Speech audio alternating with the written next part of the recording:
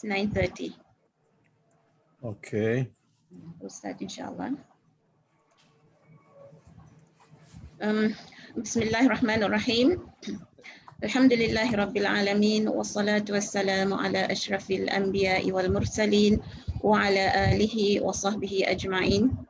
Rabbi shrah li sadri wa yassir li amri wahlul 'uqdatam min lisani yafqahu qawli. Honorable Director of Centuries, Professor Dr. Akmal Huzairi bin Abdul Rahman. Honorable panel members, Emeritus Professor Dr. Muhammad Kamal Hassan, the Honorary Advisor of Centuries IIUM, Professor Dr. Walid Fikri, the Director of International Institute of Muslim Unity IIUM, Professor Dr. Abdul Aziz Berwood, former Deputy Director of Internationalization, Industry and Community Relations IIUM, Professor Dr. Rosnani, former Dean of Kuliah of Education IIUM and now adjunct professor there. Professors, doctors, brothers and sisters, Assalamu alaikum wa rahmatullahi ta'ala wa barakatuh. And welcome to Centuries' Virtual Forum 2021, series number 3, with the title Sustainable Development, a Tawhidic Narrative. To gain more barakah on this blessed day, Friday the 25th, the last Friday of Ramadan 1442, let us all begin the forum with a recitation of the Kitab al-Fatiha. أعوذ بالله من الشيطان الرجيم. بسم الله الرحمن الرحيم. الحمد لله رب العالمين الرحمن الرحيم مالك يوم الدين إياك نعبد وإياك نستعين اهدنا الصراط المستقيم صراط الذين أنعمت عليهم غير المغضوب عليهم ولا الضالين آمين. آمين. اللهم إنك عفو تحب العفو فاعف عنا. اللهم إنك عفو تحب العفو فاعف عنا. اللهم إنك عفو تحب العفو فاعف عنا يا كريم. Today, sustainable development has become a very important topic and discourse thanks to the unprecedented global destruction and crisis befalling humanity and the environment ever since the modern period. Conventional discourses on and efforts towards sustainable development are silent about spirituality.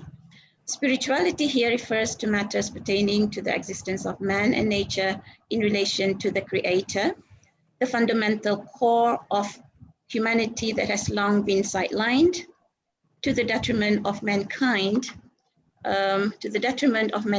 and consequently to his environment and civilization. Spiritually then must be the core of a theistic sustainability, more so one that is Tawhidic.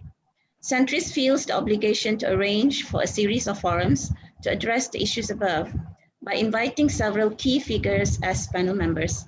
The forum is to address sustainability from the perspective of Tawhid, specifically to begin constructing a Tawhidic narrative of sustainable development. In this particular series, Sustainable Development, a Tawhidic Narrative, will be approached from 4 fundamental areas, namely principles and overview, framework, the Sharia and sustainability, and Islamic education as key to sustainability. I now would like to invite the Director of Centuries, Professor Akmal Huzairi, to deliver his welcoming remark and a short dua to open the Centuries Virtual Forum Series number 3. Welcome, Prof. Assalamualaikum warahmatullahi ta'ala wabarakatuh. Wa alaikum assalam wa rahmatullahi wa barakatuh. Respected panel members of today's discussion, Emeritus Professor Dr. Muhammad Kamal Hassan, and Prof. Abdul Aziz and also Prof. Rosnani. Thank you for joining us and the rest of our participants and also listeners and viewers. Alhamdulillah, this is the 3rd series that we at Centuries managed to organize during this pandemic era. The sole reason of which has been mentioned just now by Dr. Jannah is to align the Islamic content or paradigm to the current trend or leadership of the university. We have been talking about sustainability, and Prof. Kamal himself has been producing discourse and contents on the relation of sustainability and also the Islamic perspective. But today, inshallah, we are going to dwell more on the topic by bringing some other perspectives as well. Sustainability, of course, you cannot find it in the Islamic dictionary. It is not there in the literature. It is the same as some other concepts, which was not linguistically mentioned. We don't have a ready terms for them, but they are all there. Terms like spirituality, sustainability, they are all there since the very beginning. Even the meaning of sustainability is very much there when Allah subhanahu wa ta'ala mentioned about the creation of human being in Surah Al-Baqarah. قالوا أتجعل فيها ما يفسد فيها ويسفك الدماء ونحن نسبح بحمدك ونقدس لك. Are you going to put therein your creation who is going to do mischief and spill blood, while we, the angels, are always nusabbih, always in the state of tasbih for Allah subhanahu wa ta'ala. So it is all there, but hopefully the takeaways from our discussion this morning would be that we would be able to have a clearer picture, and we would be able to embed, to incorporate, to integrate the gist, the fruits of the discussion into our own disciplines and also fields, because we are trying to discuss it from different angles, inshallah. We hope that these efforts will get the blessing from Allah subhanahu wa ta'ala, especially that today it's Friday, as mentioned by Dr. Jannah just now. It is the final Friday of this holy month of Ramadan, inshallah. Just to remind ourselves, as I mentioned just now, that sustainability has always been there in the discourse of the Muslims, our Ummah.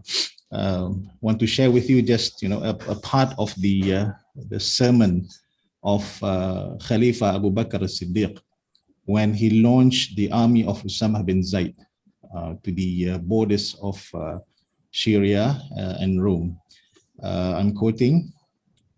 He mentioned, "You shall kill neither a young child, nor an old man, nor a woman. You shall not fell palm trees or burn them. You shall not cut down any fruit-bearing tree. You shall not slaughter a sheep or a cow or a camel except for food. You will pass people who occupy themselves in monks' cells. Leave them alone, and leave alone what they busy themselves with." And to the rest of the sermon. This surely depicts the spirit of sustainability in the literature and our traditional literature in Islam. So hopefully we will learn more, inshallah, from our mashayikh this morning. Jazakumullah for participating and also listening and sharing. Hopefully we can really synthesize the fruits of what we're going to learn, inshallah, this morning. Jazakumullah. And let's make dua that the program will be successful, inshallah. A'udhu billahi minash shaitanir rajim. Bismillahir rahmanir rahim. Alhamdulillahi rabbil alamin. Wassalatu wassalamu ala ashrafil anbiya'i wal mursaleen. Wa ala alihi wa sahbihi ajma'in. Allahumma ja'al jam'ana hadha jam'an marhuma. Wa tafarruqana min ba'dihi tafarruqan ma'suma. Wa la taj'al fina shaqiyyan wa la mahruma. اللهم أحسن عاقبتنا في الأمور كلها وأجرنا من خزي الدنيا وعذاب الآخرة. اللهم إنا نسألك الخير كله عاجلا وآجلا ما علمنا منه وما لم نعلم ونعوذ بك من الشر كله عاجلا وآجلا ما علمنا منه وما لم نعلم. ربنا آتنا في الدنيا حسنة وفي الآخرة حسنة وقنا عذاب النار. وصلى الله على سيدنا محمد وعلى آله وصحبه وسلم والحمد لله رب العالمين. Assalamualaikum. Alaikum assalam wa rahmatullahi wa barakatuh. Allahumma ameen. Thank you very much, Professor Akmal. We have with us today 4 distinguished figures, very senior professors of IIUMs, multiple award winners at the national and international levels as the panel members of this virtual forum, which will deliberate on sustainable development, a Tawhidic narrative. All 4 panelists will be allotted 20 minutes each to deliver their addresses. This will be followed by an hour or so of question and answers. I would encourage participants to write down their questions on the chat box. And by the way, the attendance link is given there in the chat. So please write down your questions on the chat box so that our panelists can then address each question or similar questions in rounds, inshallah, during the question and answer session. Our first panelist is Professor Emeritus Dr. Muhammad Kamal Hassan. He needs no introduction, but let me just, for those people who do not know him, let me just introduce him a little bit. Professor Kamal is one of, if not the founding fathers of the IIUM. From writing the concept paper and rationale for the establishment of the university in 1982 to various positions until he was the third rector of IIUM from 1999 to 2006.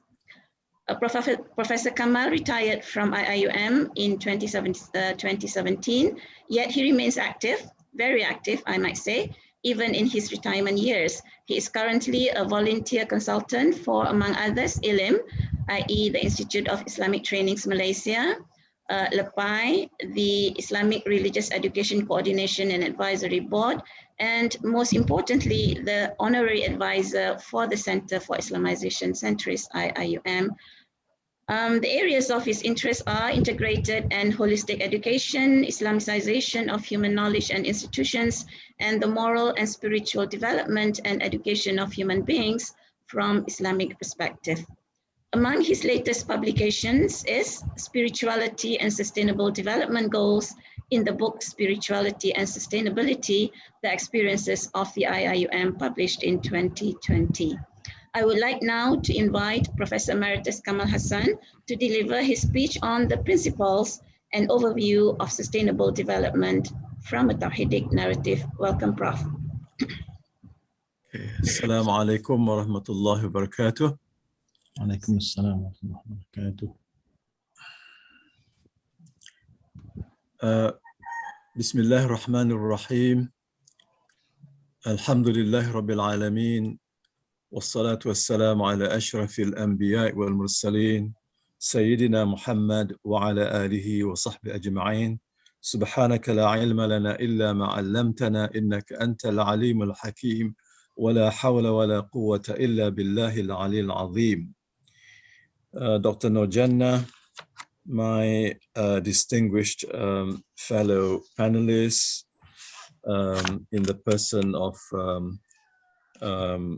Prof. Akmal, the director of Centris,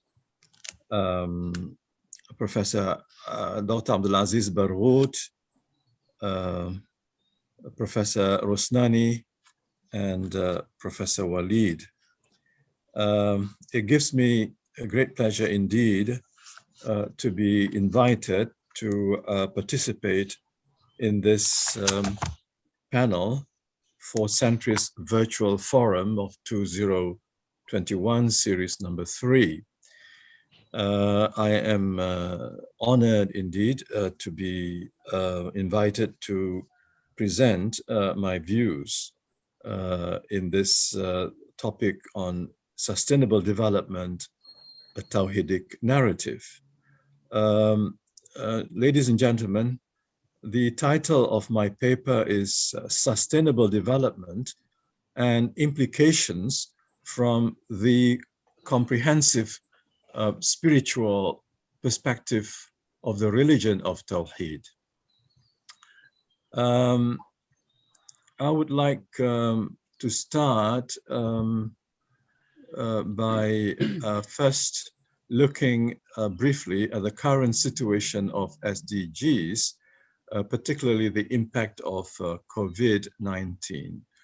The UN Agenda 2030 on Sustainable Development, adopted by the United Nations in 2015 and endorsed by all Muslim countries, including Malaysia, has generated a generally positive response from Muslim scholars and institutions, albeit with some reservations with regard to the underlying philosophical assumptions and some specific points. However, in light of the COVID-19 pandemic across the world, the UN Sustainable Development Goals report of 2020 this is mistake, there is not 2021, but 2020, notes the following. There has been progress, but in only a short period of time, the pandemic has unleashed an unprecedented crisis, causing further disruption to SDG progress, with the world's poorest and most vulnerable affected the most. And among the key findings of this report are, number one, that around 71 million people are expected to be pushed back into extreme poverty in 2020. I do not know what's going to be the figures in the next few years if the pandemic continues. There will be serious underemployment and unemployment crisis across the world, and there are going to be more than 1 billion slum dwellers worldwide, acutely at high risk from lack of water, proper sanitation, and basic healthcare facilities. And millions of women, mothers, and children are among those bearing the heaviest brunt of the pandemic's effects. And people expect pregnant mothers, the death of pregnant mothers is going to increase. The school closures have kept 90% of students worldwide, that is 1.6 billion, out of school. And this, long-term effects of this can only be seen in the next several years. Then, as more families fall into extreme poverty, children in poor and disadvantaged communities are at a much greater risk of child labor, child marriage, child trafficking, and so on. Regarding the climate change emergency, the report says that ocean acidification is accelerating, land degradation continues, massive numbers of species are at risk of extinction, and unsustainable consumption and production patterns remain pervasive. And the Secretary General Antonio Guterres has summed up this grave crisis as follows. Now, due to COVID-19, an unprecedented health, economic, and social crisis is threatening lives and livelihoods, making the achievement of goals even more challenging. There are 5 takeaways from the report regarding the greatest consequences from the pandemic. Number 1 would be people in poverty. More and more are going to be in poverty. Women, children, and girls are going to bear the greatest burdens during this pandemic and after that. And then heightened inequalities. Heightened inequalities are going to continue, and this will turn back, reverse all the little achievements made in the last few years. A rising tide of hunger is going to increase, and is going to be a difficult path to safe climate. Now I go to the second part of my paper, that is a critique of the SDGs. And this critique is coming from Western scholars and thinkers and opinion leaders. I have excluded the Muslim critique because I think the Western critique I think is far more direct and more relevant. Number 1 is that the goals do not go far enough. These are very early critique. That is, it came out maybe just a year after SDGs were launched. Number 1, the people think that the goals do not go far enough. And then number 2, the goals ignore underlying inequalities in the international system. and it seems that it ignores, the conceptualization of SDGs ignores the underlying inequalities between the rich and the poor, between the so-called technologically advanced countries and technologically underdeveloped countries. Number 3, the goals are top-down and bureaucratic, ignoring local contexts. And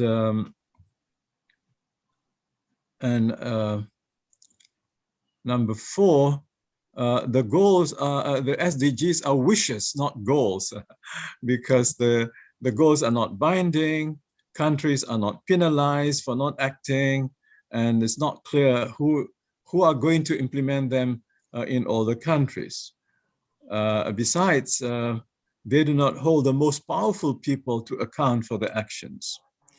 Then there's also lack of data. Now, a few very important critiques. I just mentioned the names here. I think it's good to read. First is by Ranjuli Bali-Swain, a researcher from Sweden, in 2019, a critical analysis of the Sustainable Development Goals. Second, a good critique is from the human rights view, a critique of the SDGs' potential to realize the human rights of all, why being better than the SDGs is not good enough. And then there is also a feminist critique of the SDGs coming from the Consortium on Gender, Security and Human Rights. Jason Hackle has also come up with a good critique. The world's SDGs aren't sustainable. The world's sustainable development goals are not sustainable. And this is the position that I am taking in this paper.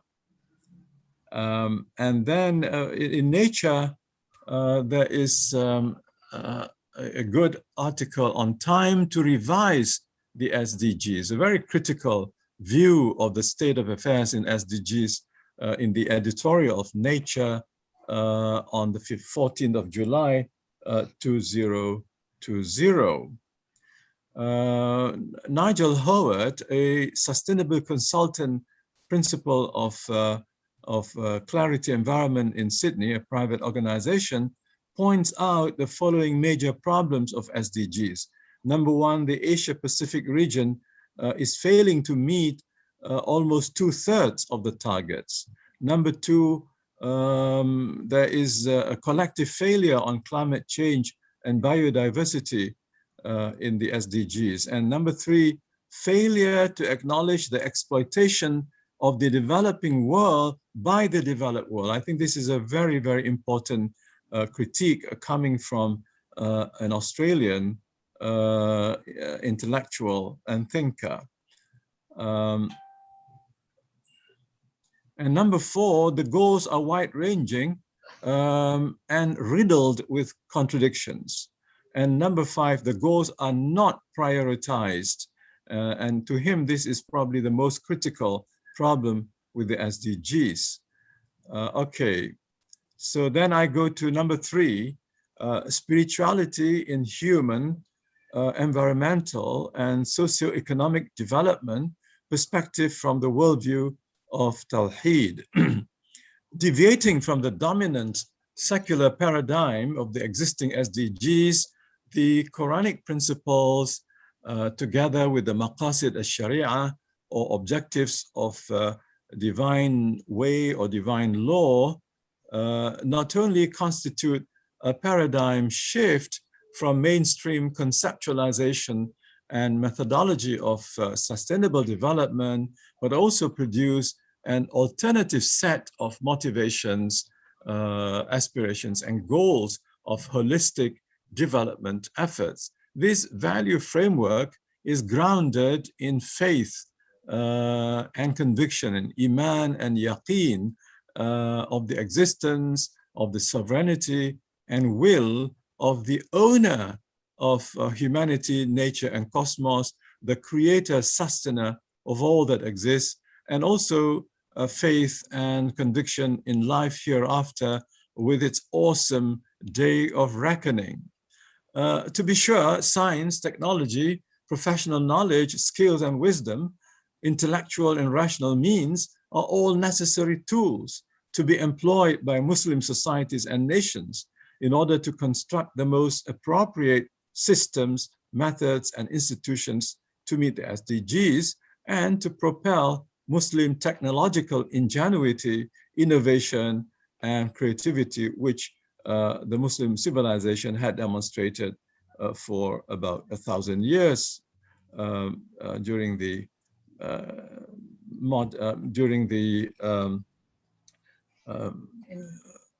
history's humanity up to the modern period. These tools are to be utilized, of course, in the context of a re-enchanted sacred cosmos, not a profane cosmology, a divine revelation-based epistemology and axiology, not a purely rationalistic or agnostic epistemology, axiology, ethics, and aesthetics. The mobilization and incentives for good and socially beneficial development activities based on faith and spirituality,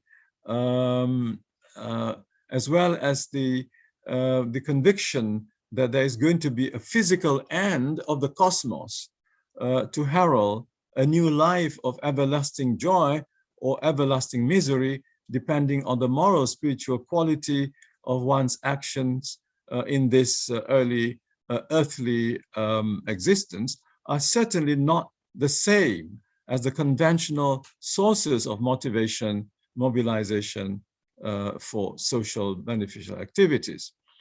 They also produce different meanings and different implications of sustainability and development. Now, the Tawhidic paradigm of development acknowledges first the creator sustainer as the owner and master of human beings, cosmos, and nature. And it defines the meaning of sustainability of the environment, sustainability of planet Earth, and sustainability of human civilization. This paradigm is obviously not the same or congruent with the secular or agnostic or atheistic paradigms of contemporary societies, nations, governments, businesses, and civil societies. The Quran, as the source of the Tawhidic paradigm, advocates the return of transcendent religious and spiritual meaning of humanity, nature, society, life, and civilization to bring about the truly desirable major transformations in the way people and nations live, consume, or utilize natural resources.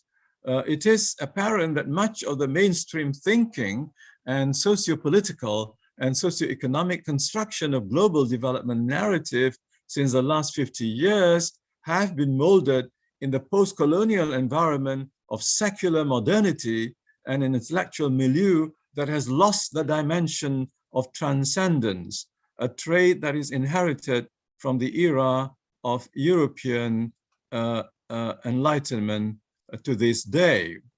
Now, the most glaring omission and weaknesses of the SDG, in my view, is the absence of recognition of the importance of the transcendent and spiritual dimension and spiritual meaning of human life, the spiritual meaning of the world, and the spiritual meaning of nature, as we mentioned above.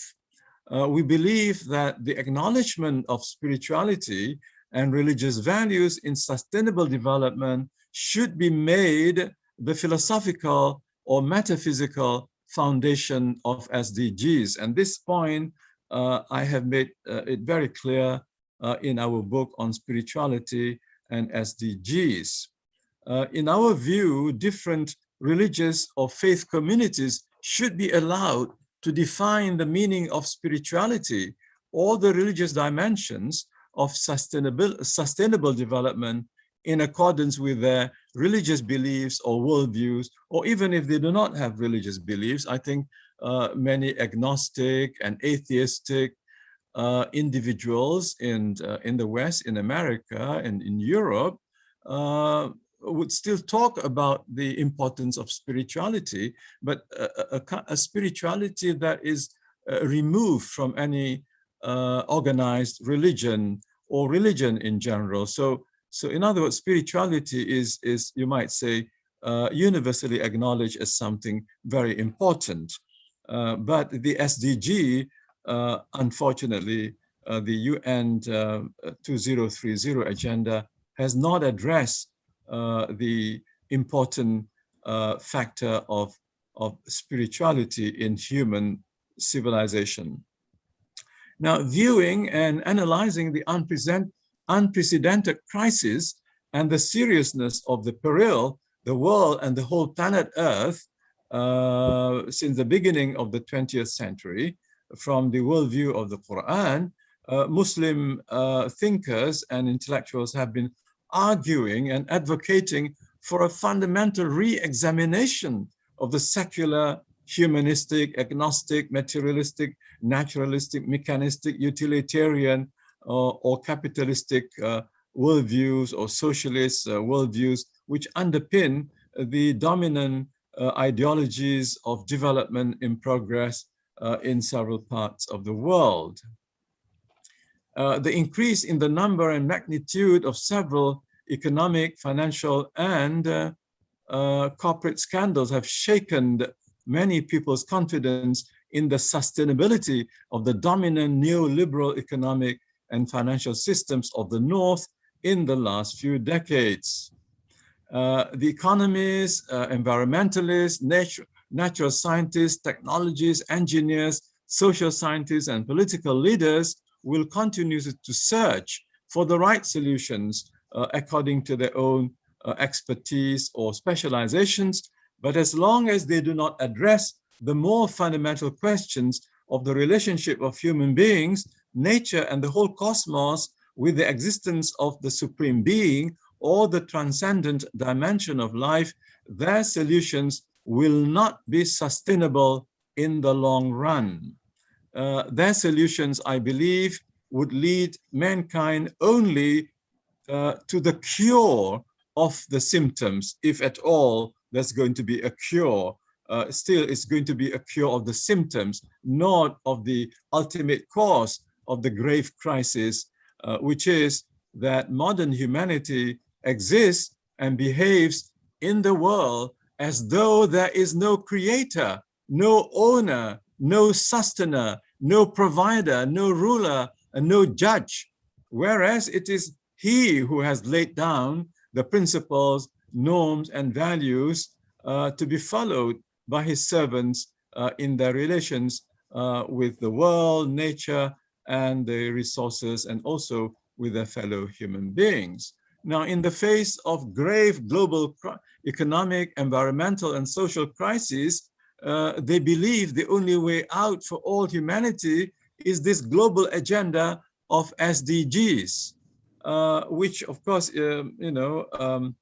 succeeding the MDGs, this is a wonderful, unanimous, intellectual discourse achieved by United Nations after a couple of years of consulting different hundreds and maybe thousands of people around the world. So yes, the SDG discourse is a great achievement if you look at the discourse of development over the last 50 years.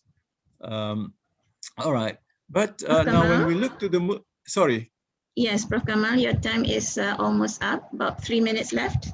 3 minutes left. Okay, let me do something, the magic thing, but can I make 5 minutes, please? Can I ask for 5 minutes? Okay, yes. 5 minutes. So, okay, I will just do very quickly. When we look at the Muslim countries, they are worse off because the Muslim leaders, political leaders, and the Muslim national leaders have not really been following the worldview of Tawhid, okay? That will take care of several pages, all right? Then I go to the number 4 before the end. Islamic spiritual principles and values as the foundation of sustainable development. In our proposition that Islamic spiritual principles and values should become the metaphysical foundation for the SDGs for Muslim countries. For the non-Muslim countries, we leave it to them, although we feel that there should be spiritual foundation, but I personally would say leave it to the different faith communities or even the atheistic communities to decide what spirituality means for them, because to me, that is a glaring mistake with the SDG discourse. So in our case, we have to address, as Muslims, we have to address the 57 Muslim member states. Let's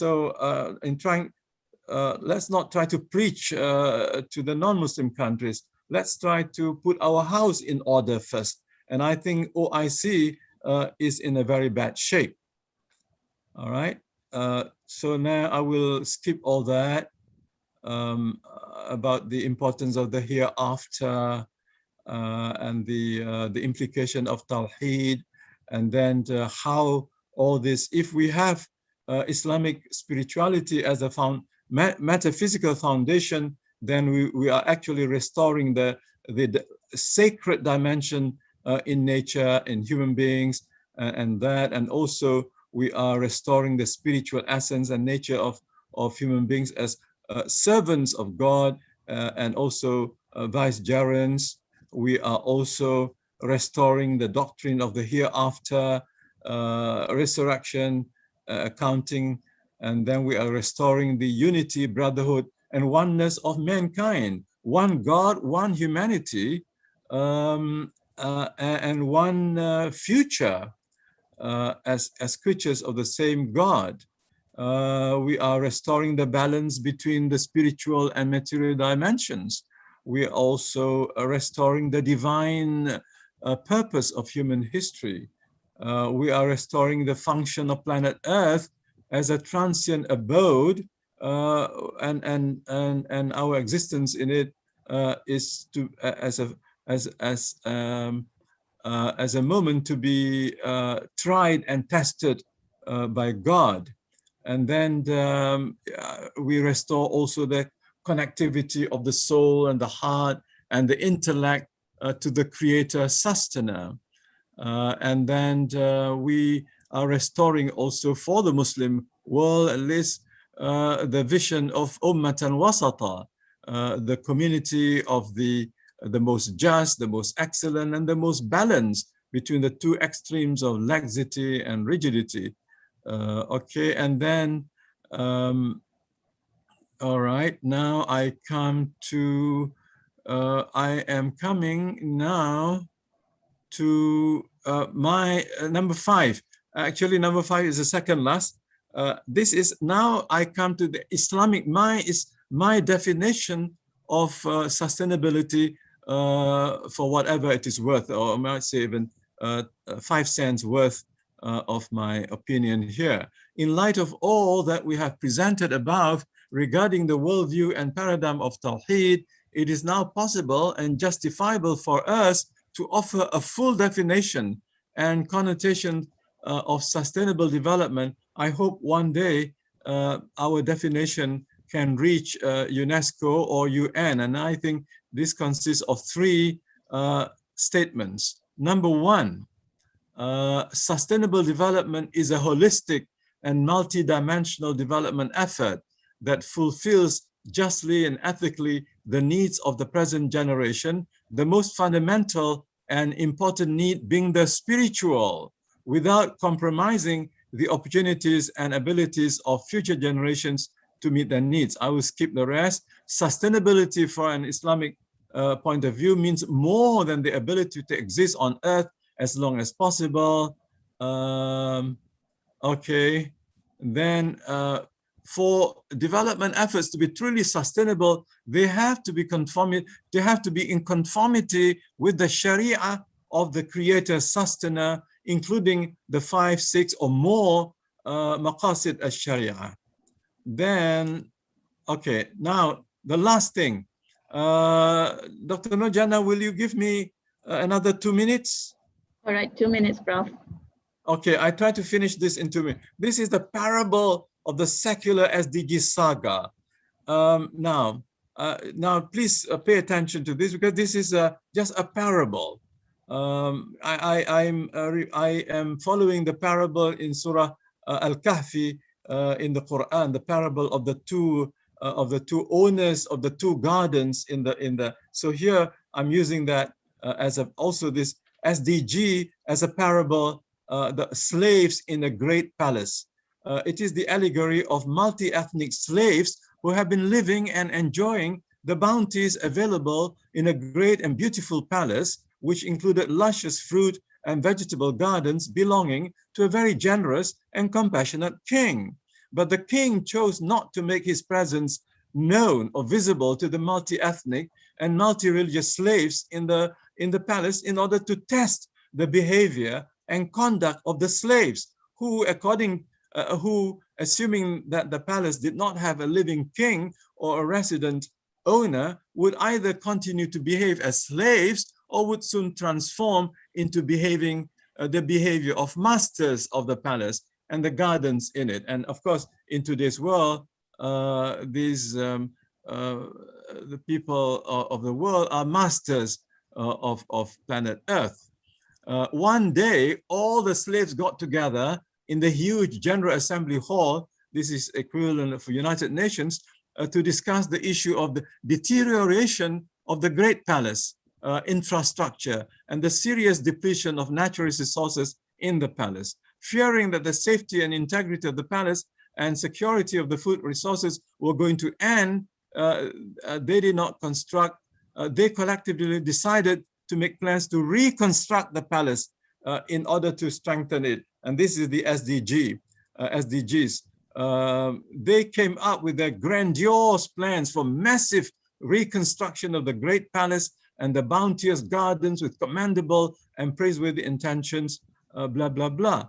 But they assume that the non-existence of the owner, simply because they were not aware of his existence, or they never saw a king or owner. Therefore, all the plans with the 17 goals were laid out for the renovation or reconstruction work to begin under the majority assumption that there was no owner or king of the beautiful palace. But later they came to know that their construction plans did not really mitigate, rectify, or overcome the serious weaknesses in the complex structures of the great palace, or the causes of the fast depletion of the food resources of the palatial gardens. They did not realize that the basic mistake in the elaborate detailed planning was that they did not have the original detailed plans. They did not have the original detailed plans.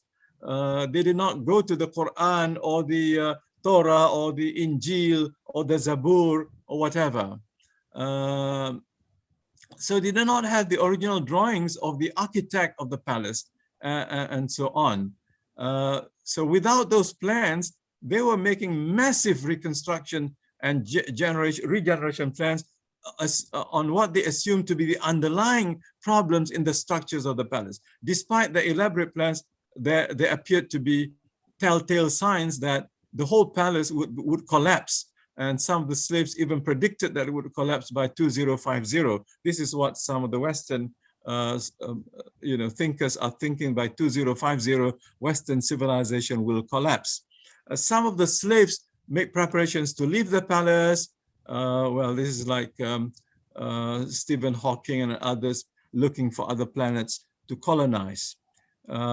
Now, the strange thing is none of those dominant, affluent, and highly educated slaves ever proposed the idea of either first to find the owner or the king to get his views about the proper way to reconstruct his palace and his gardens. And number two, thoroughly search the whole palace in case they might find the original architect's drawings to serve as a proper basis for the construction plan. I mean, the whole plan is in the Quran, also in the Torah, in the Injil, in the Zabur, and others throughout human history. The reason was that it was assumed by them that there was no original plans. Okay, then they did not, because they also did not believe in the existence of an intelligent design belonging to an intelligent design. But now, alhamdulillah, there's a latest book about, you know, the return of the intelligent design. And I think this is good, because I think most scientists are beginning to realize that the Darwinian idea of nature being the designer is now unacceptable. Before the main part of the palace collapsed, they were reminded several times by a few believing slaves. You know, these are the reminders from the Muslims, reminders from the good Christians, the good Jews, the good Hindus, and the good Buddhists about, you know, the place of religiosity and spirituality. Okay, now,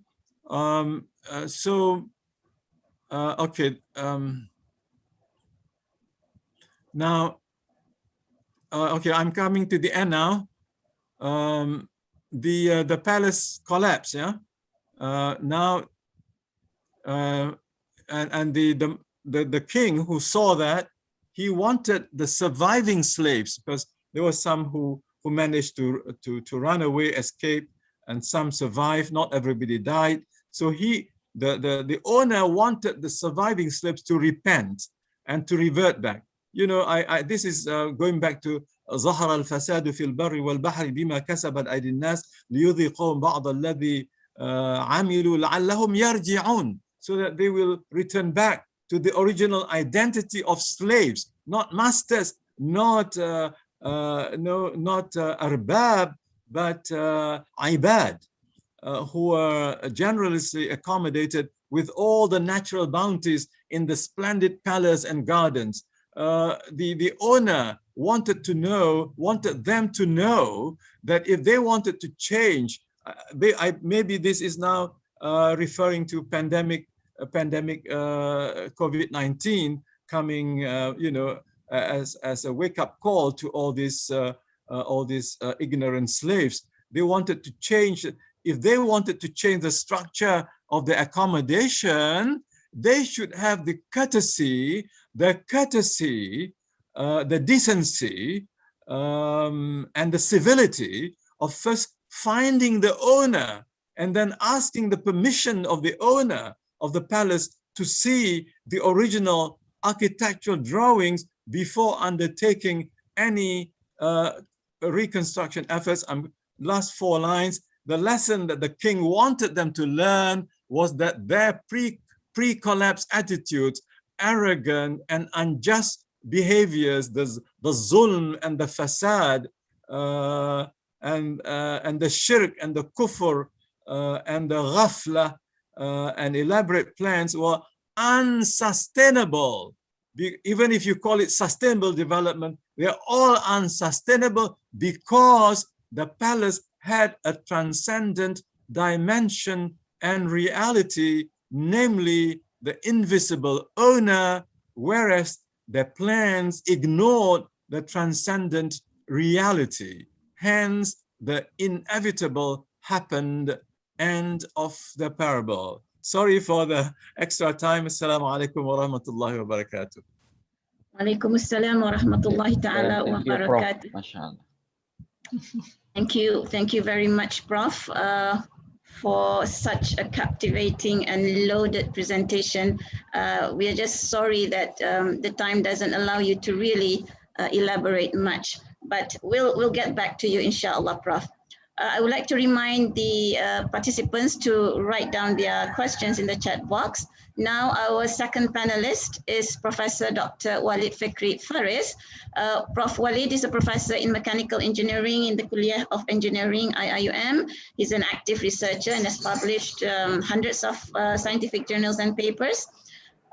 He is also active researcher in higher education policies and strategies in the Muslim world, and also civilizational studies about history of Islamic reform, spirituality, and the contributions of Muslims in science and technology. In this regard, he has published many books in Arabic on this matter and also journal papers in Arabic and English. He's currently also the director of the International Institute of Muslim Unity, IIUM, a position that he has held for several years. I would like to call upon Prof. Wali to deliver his address on the Sharia and sustainability, a Tawhid narrative. Welcome, Prof. Bismillah ar-Rahman ar-Rahim. Thank you very much for the invitation. I would like to first thank Centris for inviting me on this prestigious panel. And I hope, inshallah, this will be a continuous contribution to the improvement of the humanity at large, and also the Muslim community in general, Muslim world. The talk today is, or the talk given to me was the Sharia and sustainability. And of course, it's a bit of a challenging topic, but I tried to do my best to put it in a proper perspective, and to also try to keep on time. I will be quite brief on few things because this issue is quite large and there's a lot of details related to it. As usual, when we start discussing any topic, we need to define what we are talking about. So we need to define what is sustainability. We need to define what is Sharia as well. So I will start by, before going to these definitions, I will put the question, which is why sustainability is becoming an important issue for the last maybe 15 or 20 years. Three main reasons, as people, researchers and also interested people, politicians, everybody looking into it. Number one, industrialization played a key role in disruption of the environment. Though industrialization, of course, contributed a lot to the development of human being, but as a side effect or a drawback, there was a disruption of the environment. This environment, whether it is environment that we are living in or the social environment or other things. And then there was another issue with the rise of enlightenment in the 17th century and onward. There was a big debate and tension between what we can call traditions and also the modern society. Traditions in general, we are referring to religious approaches to life, whether it is Christian or Jewish or Islamic or Hindu or Buddhist or whatever. So there is a tension that still going on up till now. And but unfortunately, due to these waves of tension, there has been a disruption of the traditional societies, a big disruption of traditional societies. And the third one is modernity. Though modernity also contributed a lot to the human being and had a lot of benefit, nobody can deny this one. It's an experience of humanity, but at the same time also it caused a lot of disruption to the classical traditional societies on the assumption that whatever is old is not good, and everything that's old is not good, or majority of things which are old are not good. So people try to look for a kind of new things coming in. And while we are looking into new things, sometimes we ignore very essential, important issues which are old and have been working for years, for thousands of years. Okay, sustainability, many definitions of sustainability. I will not get into this one, but I will go for whatever the general definition, which mentioned by many people. United Nations is one of them. The term sustainability is broadly used to indicate programs, initiatives, and actions aimed at the preservation of particular resource. However, it actually refers to 4 distinct areas, and we will look into this. The 4 distinct areas that people are looking at is human, society, and economic and environment. And people call this sometimes the 4 pillars of sustainability. And there's another opinion also referring to 3 pillars of sustainability, as we will see. So if we look at these domains of sustainability, in fact, they are required domains. They are required domain because what we are facing, and as I mentioned, in the modern world, and also as mentioned by Professor Kamal Hassan in details on this issue, that we are having a lot of disruptions. And these disruptions are actually affecting humans, affecting society, and affecting economy and environment as well. And this is undeniable fact. This is undeniable fact. So the initiative of having, regaining back a sustainable society is appreciated initiative. And still it's a kind of a continuous work. It's a work in progress. Nobody can say that it is final. It's a work in progress, in fact. And we need to look into how this work in progress can be improved, can link with the traditional views that has been living for a very long time since the beginning of humanity. We have many variations of the pillars of sustainability. I will just look quickly at some of these variations just to let people know what dimensions we're talking about. So number one, the dimension that I just mentioned, which is United Nations approach. We're talking about human, society, economy, and environment. There was another variation. People change a little bit in the terminology, and they talk about natural, economy, social, and political as well, because definitely political is and also the natural is two important dimensions, but actually they are underlying others. And there's another also interpretation of the four pillars, talking about economy, environment, society. Society will handle human as well, and then cultural. So the cultural preservation, because again, the disruption affected the cultures drastically in many parts of the world. And actually some cultures is almost disappearing, which is quite not good to the history of the humanity, for the future of the humanity, actually. The last one is one of the common also approaches to sustainability. People talk about the three pillars of sustainability, which will be environment, social, and economic, and human and culture will be under the social. Human and culture will be under. So all of these discussions, in fact, are interesting discussions, and every point of view has its valid points. But we just conclude that these are the dimension of the humanity in general. These are the dimension of the human society. So we need to look into the economic section. We need to look into the environmental part. We need to look into the society, which include part the heritage of the people, culture, and also the human being and other things. And there are many points people trying to do related to it. We are talking about preserving resources which have been wasted for many things. We have people are talking about having a good bilateral and multilateral relations among nations, so people will mitigate the initiatives for war, for conflicts. We have been seeing a lot of conflict zones for the past 60 to 70 years in the humanity. It's actually expanding and not actually decreasing, unfortunately. And also people look into some respect to the local and cultures, specific cultures under the globalization approach. So all of this are under this pillar. So as we have seen, this is a good initiative, good effort, and it's a necessary at the same time. But we need to look into what can be added or can be modified, because as I mentioned, it is a work in progress.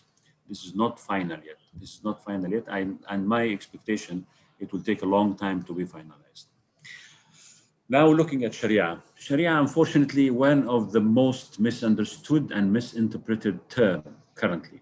Whenever people say Sharia, it's a kind of related to terrorism, related to backwardness, related to many things, which very, very unfortunate, very, very unfortunate. So I quoted here two quick definitions. The one is the origin of the word Sharia in Islam, which has been, as mentioned in the sources, the Quran and the Sunnah.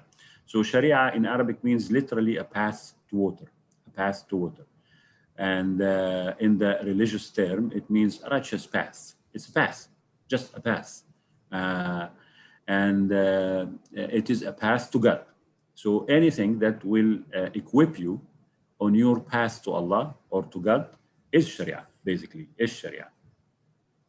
Unfortunately, many people will make it very narrow, looking into only the legal aspect, or sometimes even within the legal aspect, they will look into the penal code of Islam, and then they will call this Sharia.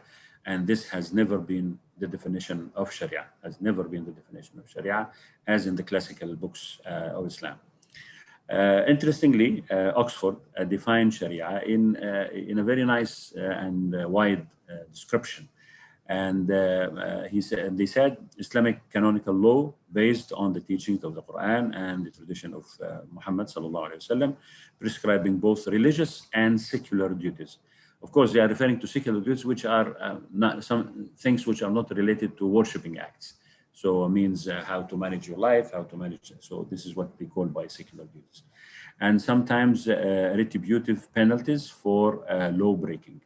It has generally been supplemented by legislation adapted to the conditions of the day, though of course it's always a matter of conflict among, or a matter of discussion among the scholars on this one. So we can understand from these simple definitions that Sharia is basically the path to Allah, and this will include everything that will help a human being. It will include a legal framework. It will include a value framework.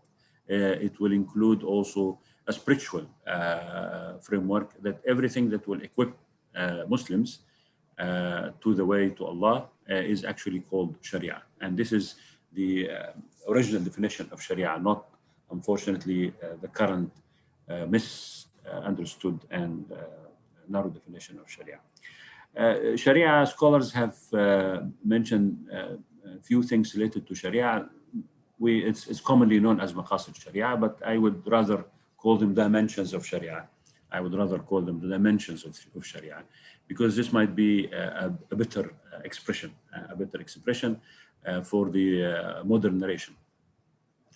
These dimensions of Sharia will, including actually five values. So one is the human self, which is known as nafs, self. And then the other one is wealth, mal, and the other one is deen, faith, and the intellect, the aql, and then also the nasl, which is posterity. In fact, these five dimensions, if we look carefully and also honestly, we will find they are the same, almost the same, like the dimensions that the people are talking about related to sustainability, except religion is not in this dimension of sustainability. Religion is out of this dimension. So in fact, what Islam or what Sharia is having is a much complete approach to the sustainability of the society. And let's not forget that also Allah subhanahu wa ta'ala mentioned in the Quran. I don't want to mention many ayat on this because there's a lot and time will be flying if we are looking into this. They mentioned in the Quran that all the previous traditions, religions have their own Sharia, but the origin of the religion is one, which is the way to God. But Allah subhanahu wa ta'ala at each point of time revealed some special ways to go to Allah subhanahu wa ta'ala according to the time, until Islam came, the final religion, and then it was the final Sharia, if we can call it like this. So in fact, the issue of Sharia has been with other traditions, and this is what people from the traditionalists approach. They are looking into it. And the issue of deen here is actually a much wider concept than a very narrow understanding that deen is only rituals. This is what not we are referring to, in fact, here, and what not the scholars have been referring to. And if we read carefully what the people, the jurists of Islam and usul al-fiqh and other things, when they are talking about deen, they are talking about a much broader concept. And this broader concept is what we know now as, or what people, modern writers talk about now as the spiritual authority, So there is no sustainable society without a spiritual authority. And this missing dimension need to be brought in. Otherwise, this sustainability project will not really work effectively. I will mention many challenges actually for the sustainability according to many researchers at the end quickly. But what I would like to stress that, in fact, the dimensions of Sharia is basically the same dimensions as the sustainability progress currently, except that the Sharia will have a very important, crucial element, which is the deen, the faith, or the spiritual authority. I would like to refer here to a very nice book, which is quite old, but unfortunately not many people have been reading it. Maybe it will revive the interest in reading it. There is a very interesting, now before I will go to this, I'll mention this quote later on. The other things also that Islam mentioned is, or this Sharia approach. Whenever we want to reach to a certain sustainable project, so there are many ways to do. There are many ways to do, and these ways differ from a place to another place. For example, now people are talking about one of the ways to change the world is what people call disruptive change. Disruptive change is something that will happen very, very violently, and also at the same time very abrupt, very abrupt. Islam is actually against this view. Islam is against this view. Why? Because as scholars, there are some what I call them Sharia approaches. They might be called any other thing, but these are the approaches that we learn from Sharia concerning the change of the human society, the change of the human society. So number one is gradualism. The concept in Islam is to make a gradual change, no disruptive changes. Disruptive changes will not live long, but gradually changes will live very long. And also perseverance. So you have to do the thing you are doing consistently and continuously. And there's a very interesting hadith that all of us memorize when the Prophet ﷺ said, خَيْرُ الْأَعْمَالِ أَدْوَامُهَا وَإِنْ قَلَّ. So the best of the deeds is the one that is continuous, even if it is small, So a kind of a small change and continuous on a long range, this is how Islam changed societies. The other one is actually respect, and this is also a very important. We can see this in many concepts in Sharia, when Sharia acknowledge the urf, acknowledge the culture of the people. So Islam respect the cultures of the people as long as it will not contradict with the main views of Islam. So this is because this culture actually is an inheritance, a human inheritance, a human experience. So Islam look carefully at this one and try to consider it a very important thing. So I will not just come and change any culture because I don't like it or I consider it old or something like this. No, it will never happen. It will never happen. And Islam has been always very keen about keeping whatever culture, and we can mention many things related to it. The other one also, the approach is gentleness and moderation. Gentleness and moderation. And there are many hadiths that we all memorize, but unfortunately less practice. The one of them is the hadith of the Prophet sallallahu alaihi wasallam, ما كان الرفق في شيء إلا زانه وما كان العنف في شيء إلا شانه. So decency, gentleness will always make things beautiful, but actually violence will make things very bad, look very bad. So this is again against the concept of this disruptive changes, against the concept of disruptive changes. And lastly, but not least, actually, is the sublime nature of Sharia. Sublime nature of Sharia, this is a very interesting concept, in fact, that always in Sharia, it tried to provoke both intellect and emotion. Provoke both intellect and emotion. And this is very important because human beings are two parts. We are not pure intellect, we are not pure emotions. So Sharia always make this balance. So we can see in the Quran a lot of intellectual discussions, argument, and we can see also a lot of emotional appeals.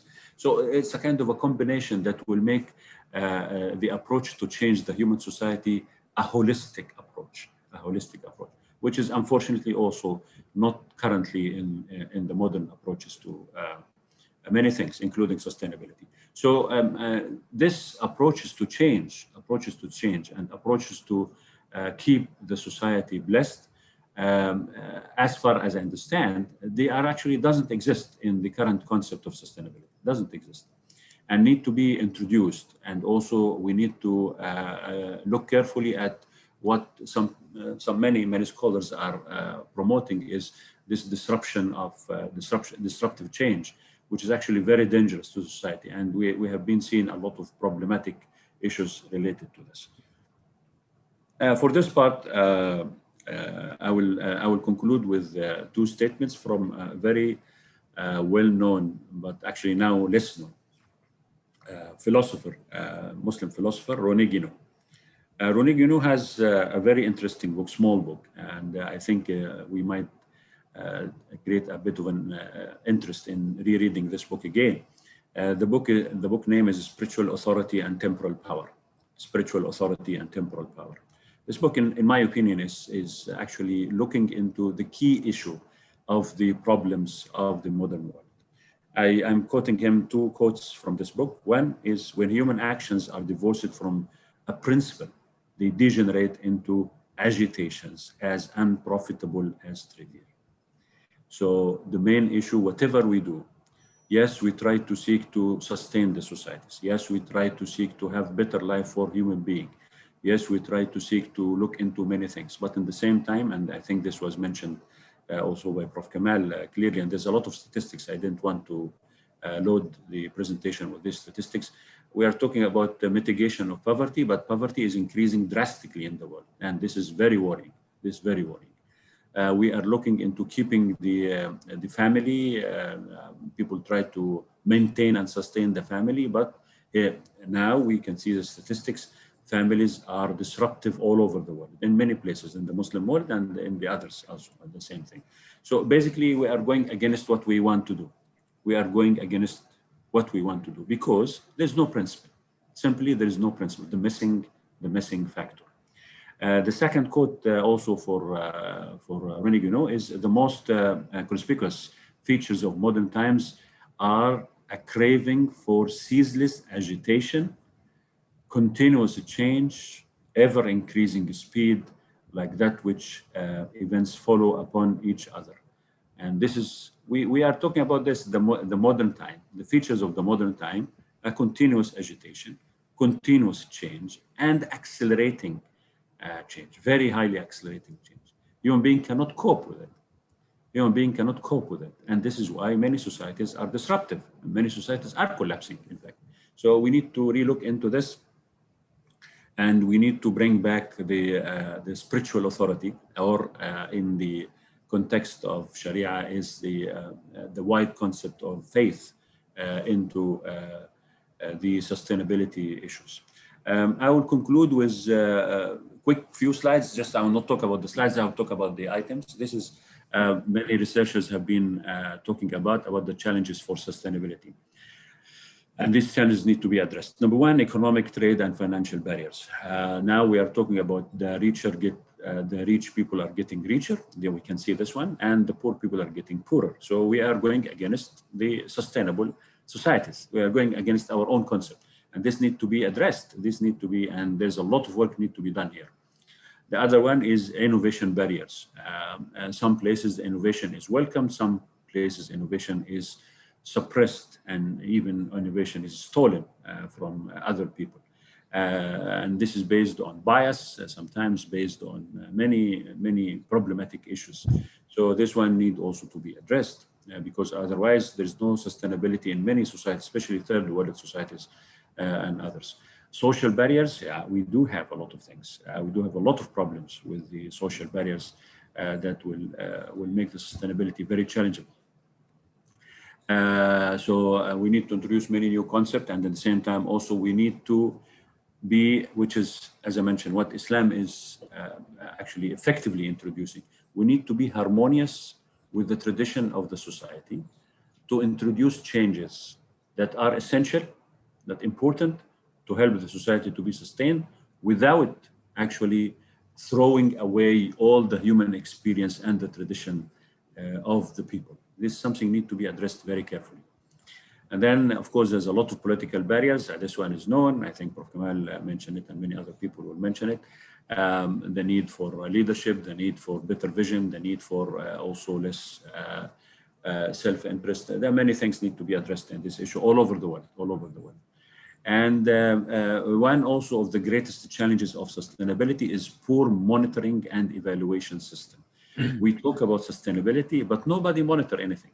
This is quite rarely. If we look at monitoring, we will discover, as I mentioned, that we are going against what we are preaching. So we try to reduce poverty, but poverty is increasing. We're trying to keep the family, but family is disruptive. And we are trying to keep society, but societies are disappearing and collapsing. So we need to monitor the current trends. This is very important. Otherwise, it will be just a talk and nothing more. People just talk, and then nothing is taking place. And finally, there is institutional barriers. Institutional barriers, definitely any change in any institution. This institution can be a small institution, can be a bigger institution, can be a country, can be a worldwide thing, where it will be very slow because of the old methods that people have been used, and also due to the resistance of change. So this one need to be also looked at carefully for the change, I think. Finally, I would say that it's a long way ahead for sustainable society. It's a long way to go.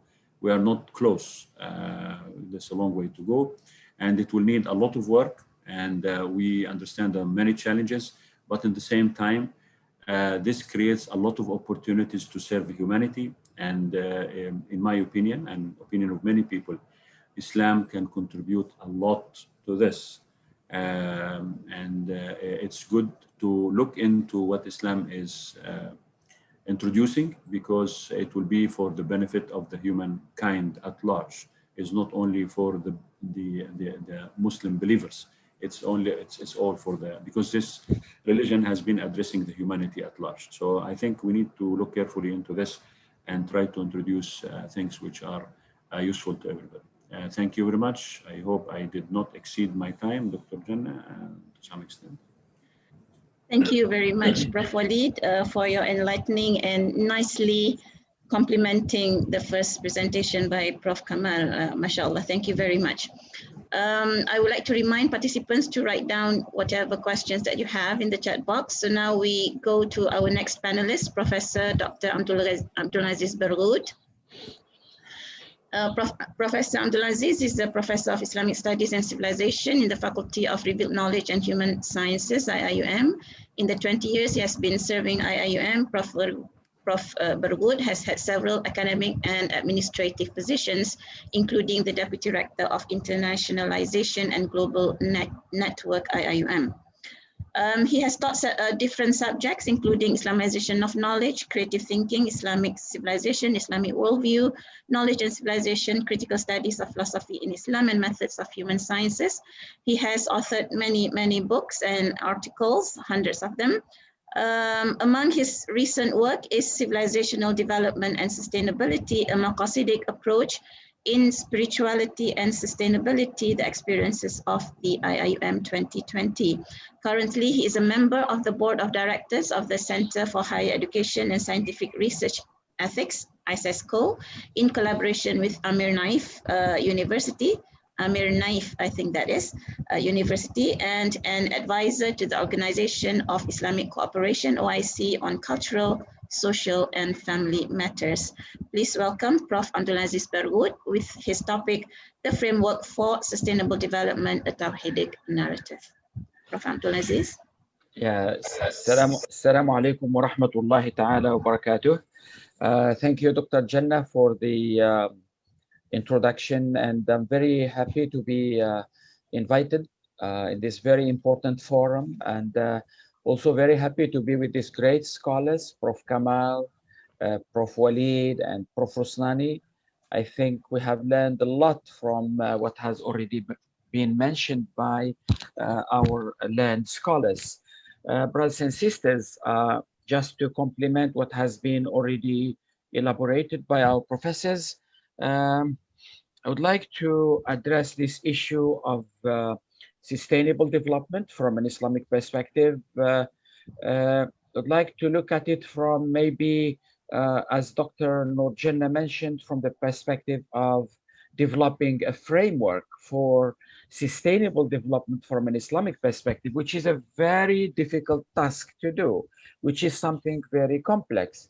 You can talk about many topics, many issues, but when you come to develop frameworks, the situation becomes very difficult, especially when you talk about sustainable development, which is an multi, and transdisciplinary kind of a topic. It's not really that easy to develop a really consolidated kind of a framework. That's why what you will see here is just some ideas, some thoughts from my side to build that framework. Brothers and sisters, there are a few questions to be answered, as you see in the screen there. We'll start with this idea of sustainable development. In fact, brothers and sisters, when we talk about development from an Islamic perspective, we are actually in the heart or in the core of what we call being Khalifa on earth, or what we call vicegerency. Development in the Islamic framework is a crucial task, is a crucial activity to fulfill the requirements of being Khalifatullah. So development is important, and this concept of development will lead us to the core concept of Umran, or as Ibn Khaldun puts it in his Muqaddimah, when he speaks about Umran Bashari or Umran Insani. And Umran is a Quranic concept, and it contains what we call the ethical and moral and spiritual aspects, as I shall explain, inshallah. So I'm trying to address this issue of sustainable development, or this topic of sustainable development within the Islamic framework, but bearing in mind that there are a lot of efforts now in the world on sustainable development sciences, on from economic perspective, from social science, human science, natural science perspectives. So we need to develop a framework that can suit the situation where we are living now. This is why when we talk about the concept of development, for that matter, sustainable development, or what usually I term in my writings the civilizational development, we are talking from an Islamic perspective where Khalifatullah or vicegerency is in the center of our definition of concepts, of ideas. So this development in general is actually a systematic, collective, and conscious activity or effort to build a balanced civilization. And in the Islamic terms, to build hayatun tayyibah, a desirable life, which Allah subhanahu wa ta'ala wants for us in this world. Sustainable development or civilizational development or balanced development aims at providing the spiritual and material needs for the society through optimal utilization of available human, natural, social, economic, technological resources. So why we do all this? Because we want to ensure the protection of nature, of environment, and also to fulfill our desires in this generation and in the future generations. All this, from an Islamic perspective, happens in line with the Islamic worldview and maqasid system. Brothers and sisters, just one comment regarding the concept of sustainability, sustainable.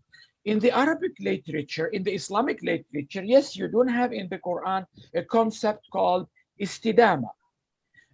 In this concept, but when you go to Arabic language, you will find that our great ulama of language, they define the concept of istidama, which is something which is lasting, which is stable, which is continuing. This is a very deep concept which is there in the Arabic language and in the literature, but it was not developed to be a concept in the framework of civilizational development. Because at that time, in the time of our ulama and scholars, they don't have this environmental, ecological big problems and issues. It was not as we face it today. That's why they did not develop that ecological thought or that environmental, ethical thought to address the real issues which we face today. But the awareness is there. Brothers and sisters, if you read the book of Imam al-Mawardi, Al-Ahkam al-Sultaniya, the ordinances of governance or government, he spoke, he gave a definition to governance, a definition to development, which is very astonishing, in which he speak about very important aspects of sustainable development. He talk about the need for spiritual, the need for ethics in our development, the need for ma'ash. Ma'ash, the term ma'ash is economy, is the living of people, the sustenance of people. And he spoke, for my surprise, about fulfilling the needs of his generation and protecting the rights of the next generations, which is the core concept of sustainable development today, brothers and sisters. Now, moving forward, I just take you very quickly, as there are many things to share with you. When I look at the, just to summarize in a table, the situation of sustainability or sustainable development in the classical Western sustainability and in the current sustainability perspective, which is becoming more global compared to the classical. And then we look at some principles and features of Islamic sustainability. When you look at the classical Western sustainability, you are talking about economic man. But in the current sustainability perspective, we talk about sustainability or sustainability man, the man which wants to do the sustainability. Even if from a liberal perspective, even if from a materialistic, naturalistic perspective, but for humanity to reach this level of thinking is important to us as Muslims, as Muslims who got a paradigm and a worldview which is rahmatan lil alamin. We are to save humanity. A worldview, a paradigm which is based on the concept of khayra ummah. Kuntum khayra ummatin ukhrijat linnas, which it is a paradigm or a worldview which is based on the idea of ummatan wasat. Ummatan wasat. وَكَذَلِكَ جَعَلْنَاكُمْ ummatan wasata لِتَكُونُوا شُهَدَاءَ عَلَى النَّاسِ. To be the shaheed, to be witness over all nations and people. Witness by what? By your model, by your worldview, by your model of sustainable development, by your model of civilization. So we moved from economic man to sustainability man, and we are coming here, we are given now the opportunity to talk about vicegerent man, ethical spiritual model.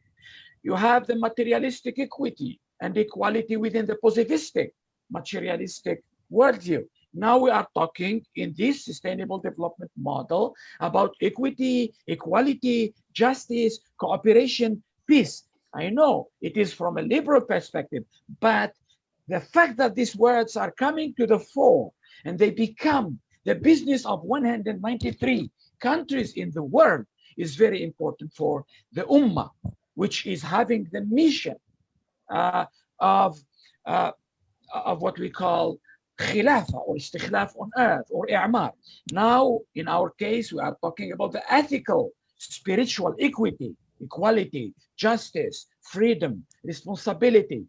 So we need to, the discourse of Tawhid need to come in to the fore and to discuss and address these issues with the language, today's language, the language of these institutions, brothers and sisters. We talk in the classical Western sustainability, we talk about the nature exploitation model.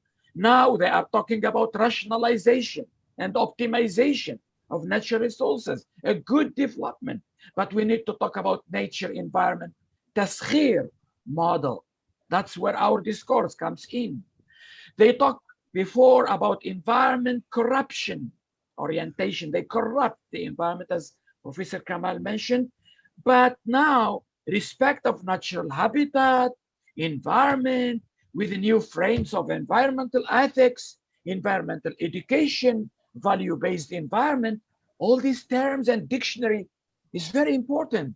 Now we come into our environmental friendly orientation based on I'mar model, worldly equilibrium, but based on material perspective. Now achieving high economic growth to sustain development and protect the environment. That's what they say. Now, regardless of whether they achieve it or not, that's to me is very important to bring our discourse here. We are talking about dunya, ukhrawi, and spiritual model of equilibrium. They talk about individual society dynamics. Now they talk about society empowerment. We are talking about Khalifatullah society and Ummah based kind of a model. They talk about gain and growth based. Now, currently they talk use of modern technology to achieve sustainable development goals. We are talking about maqasid, maslaha, and common human interests as the core of our discourse. Life enjoyment, they talk now about quality of life and well-being.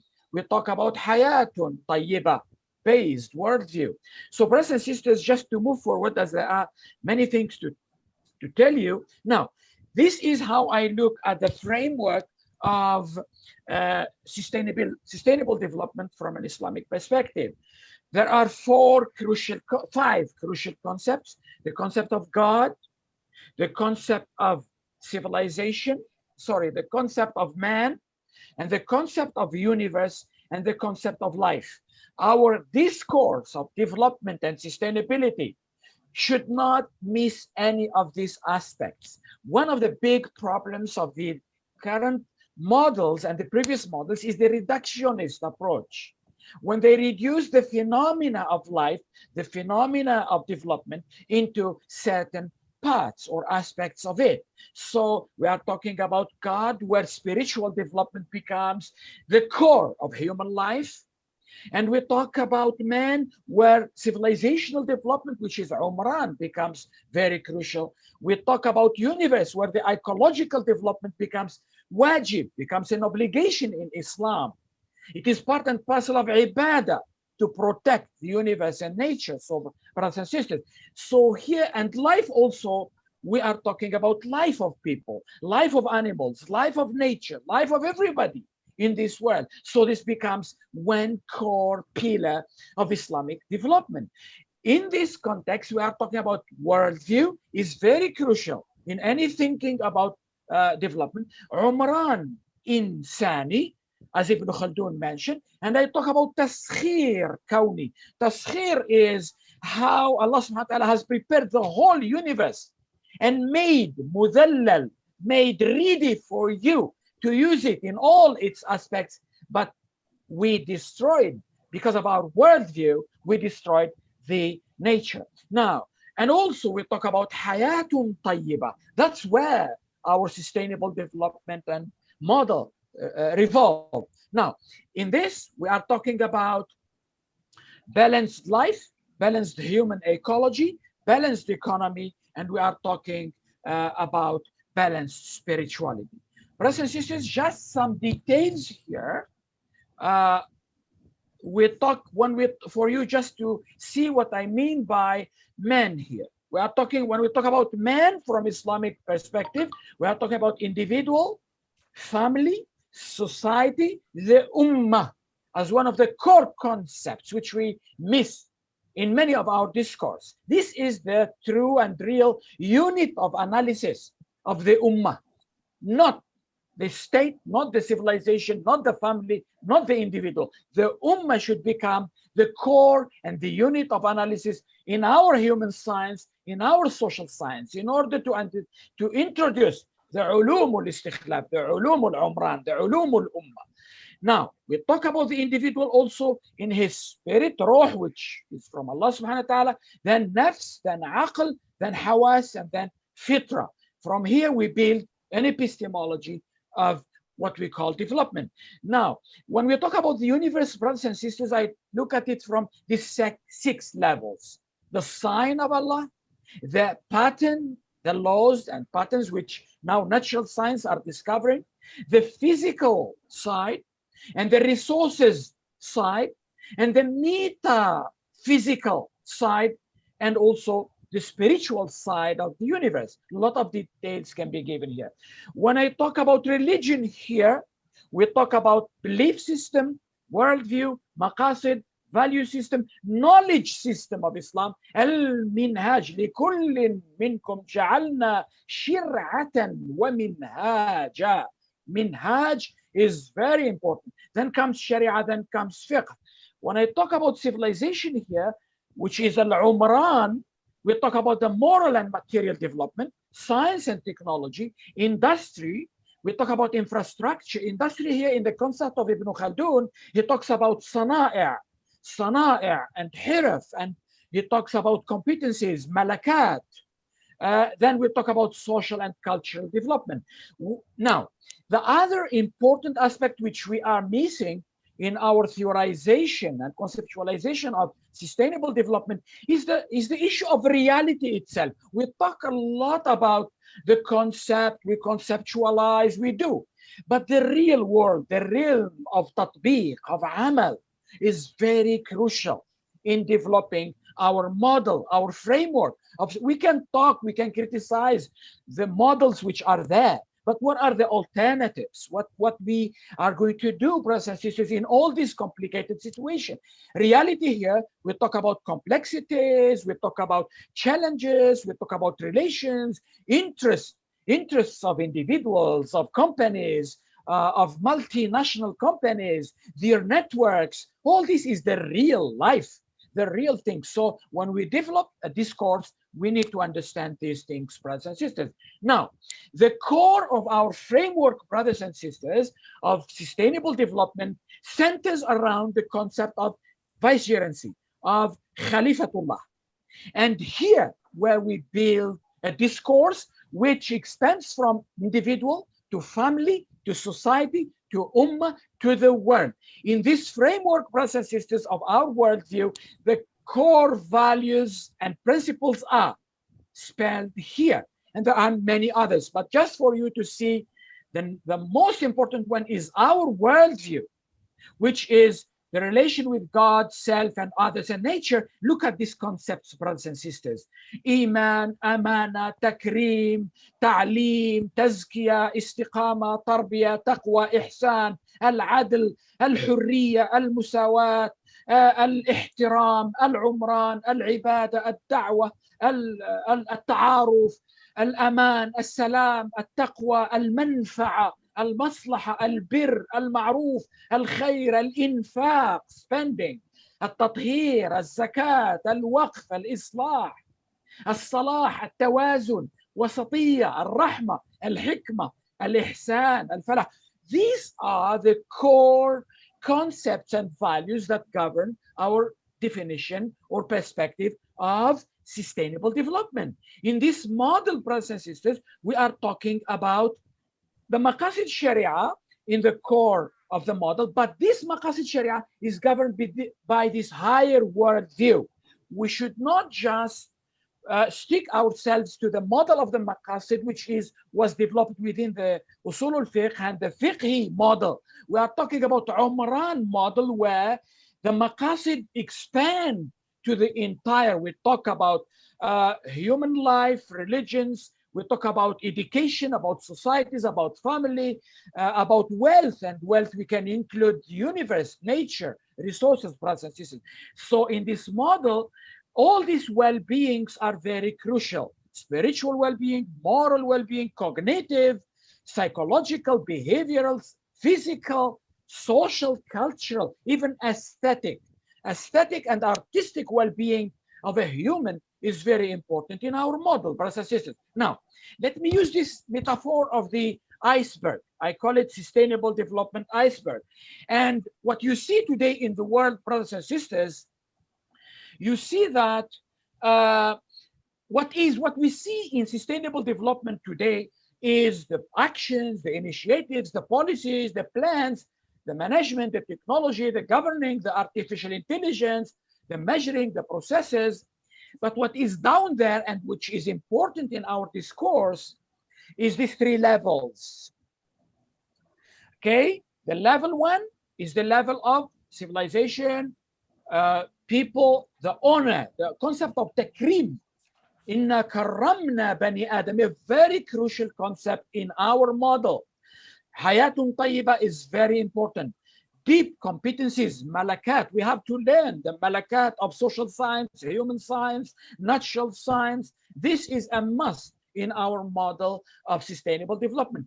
The second level is the level of responsibility and wisdom. That's where we lost. That's where humanity lost in knowledge, information, systems, but wisdom. And then motives and intentions.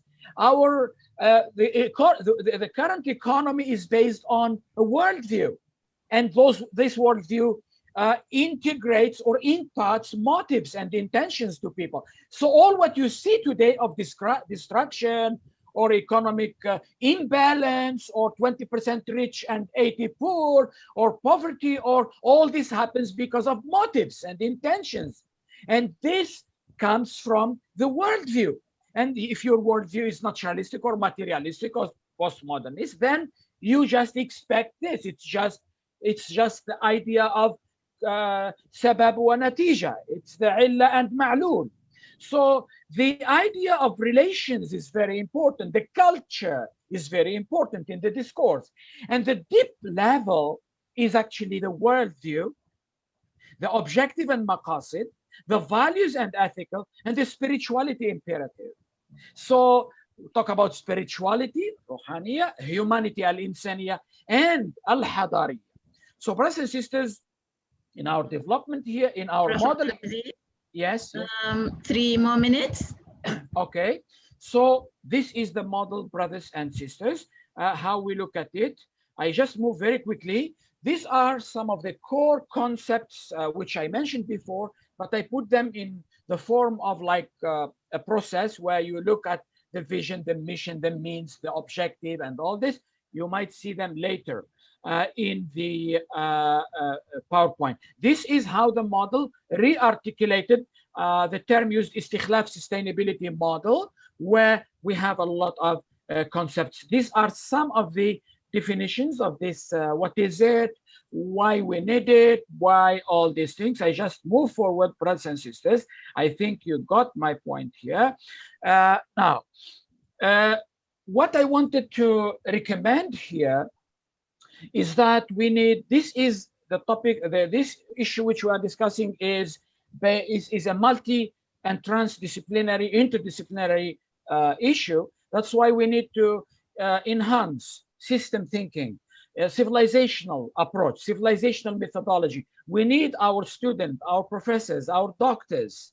We need in our integration processes in the university and in other institutions, in our tarbiyah, in our ta'lim. We need this system analysis, integrated thinking, holistic mind, interconnectedness mind, civilizational to become part and parcel. We need to teach these as skills and competencies to everybody so that we understand the phenomenon in this perspective, brothers and sisters, because we still have the culture of reductionism, partialization, segmentation, isolation, and all types of, we need to address ourself, actually, our way of thinking, our mind, before even addressing this big issue. So brothers and sisters, I just refer the last thing to mention in our university, alhamdulillah, it's even though a small university in compared to the whole world, what is there of universities, what is there of institutions, I can say that we managed to create this framework and this culture of thinking about sustainable development from this holistic perspective. And we talk about, and we are in a position to come up with frameworks, with methods, with models to reassess and review sustainable development. Just for your information, recently, the rector of our university has formed a committee called a Special Task Force for SDG 18, and somehow I am a member in that committee, and SDG 18 talks about spirituality and sustainability. So brothers and sisters, this is a very important development. So our Tawhidic discourse, our sustainable development discourse should take up this very strongly and very seriously and come in and come up with this new discourse using whatever ilm, whatever knowledge, whatever technologies, whatever ideas which we have today, and inshallah will advance the cause of Tawhidic sustainable development. With this one, I thank you all. Wassalamu alaikum wa rahmatullahi ta'ala wa barakatuh. Wa alaikum assalam wa rahmatullahi ta'ala wa barakatuh. Thank you very, very much, Prof. Abdulaziz Berwood, for your very invigorating and motivating presentation, and loaded as well. We will have to get back to you again and again, inshallah. So now we will move to the last panelist, but not least, Professor Dr. Rosnani Hashim. She is an adjunct professor at of Educational Foundation at the Kuliah of Education IIUM, which she headed as its former dean.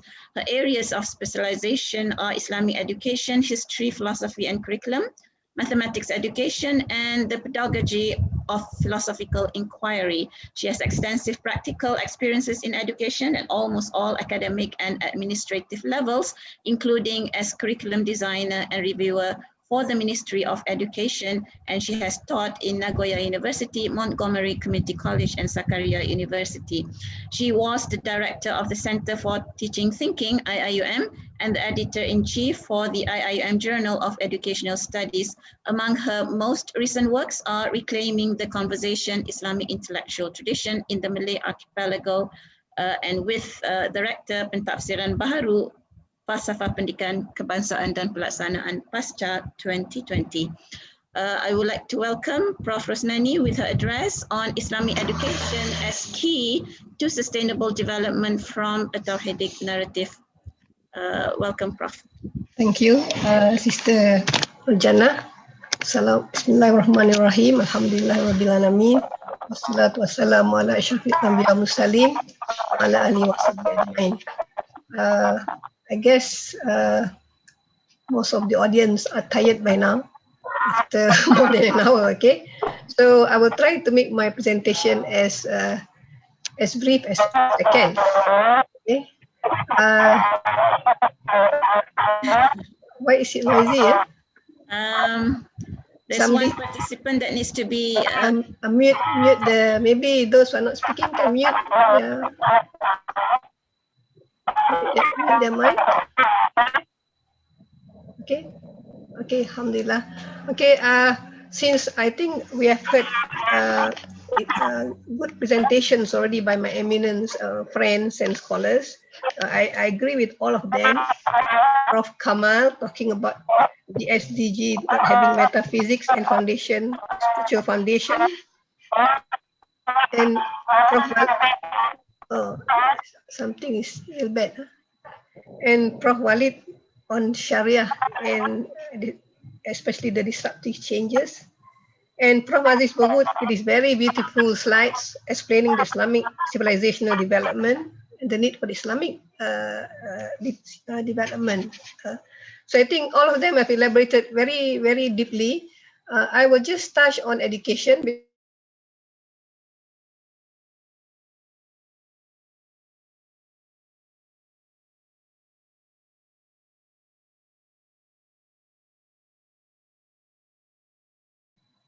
Okay, I've been given, I don't know how it got muted. I've been given this topic on Islamic education as key to sustainability. In other words, my topic is more of a technician's report, okay? Because the principles and theories and framework has been discussed. So people, whenever they have problem, they talk about social reformation, they will come back to education. There's a strong belief that education can solve the problem. You have problem with sex, you give sex education. You have problem with drug, you give drug education in school.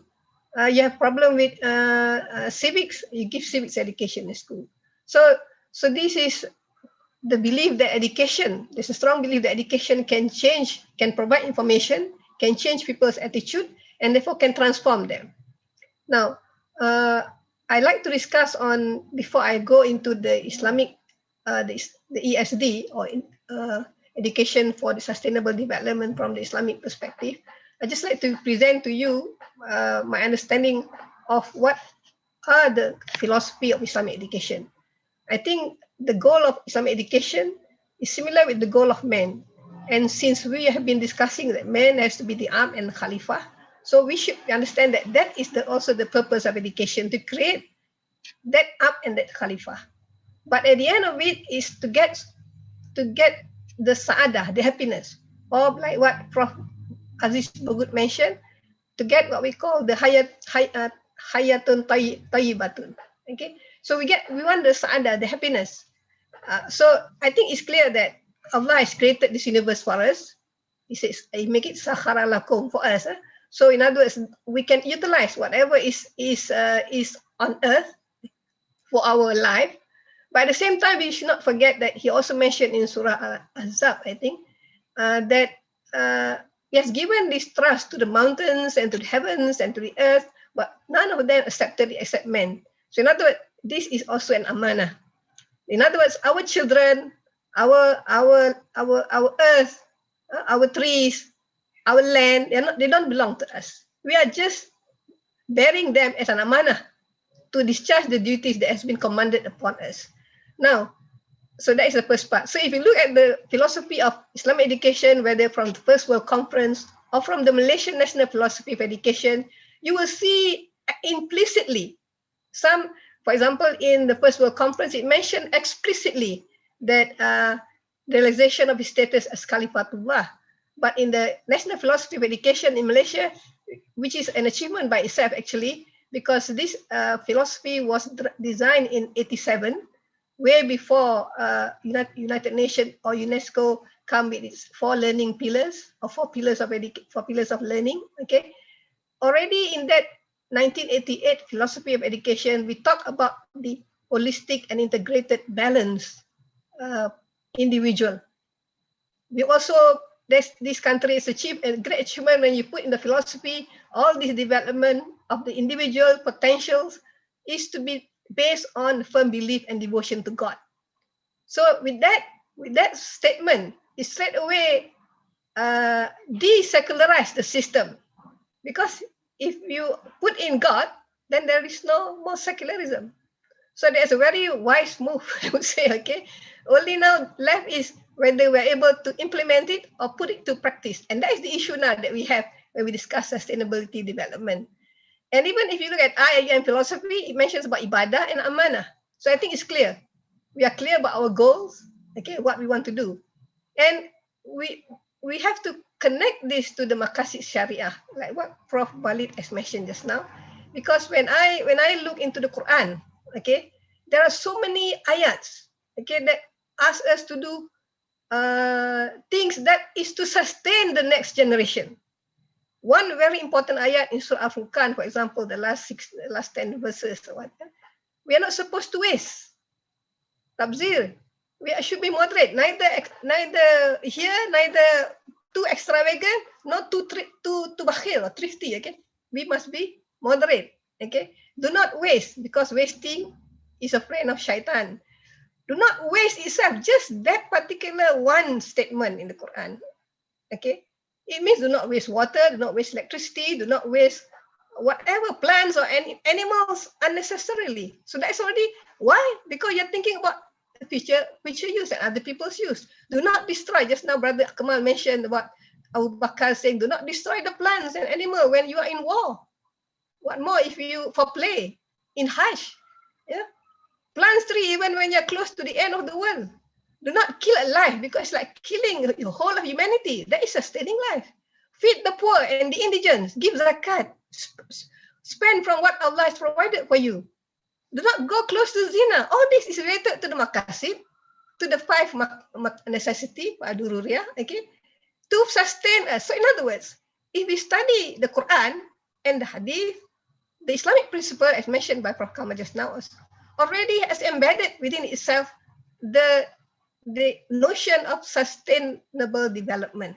I think Brother Berwood has very nice slides about this. Okay, so I will not go about that. Only that I think Allah also already warned us, okay, about corruption. Because if we corrupt the earth, it is not because of Allah, but because of what we have done.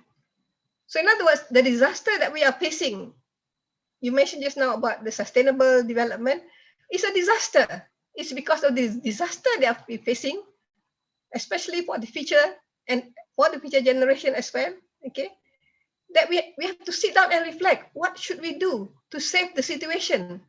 And so that's why you came with all this aspect of SD, which I wouldn't mention now, but of course there are three things that most agreed on. There is the economic, the social, cultural, and the environmental aspect, okay?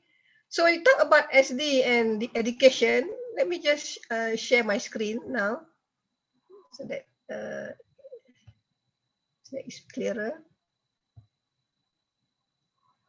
Okay.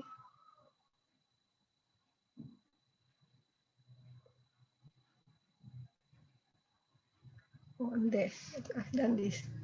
So this is where we see the relationship between the maqasid and the education, the maqasid and sustainability. You notice here, the life, the features, all this. I think this is from Prof. Zul, our rector. He has done this nicely.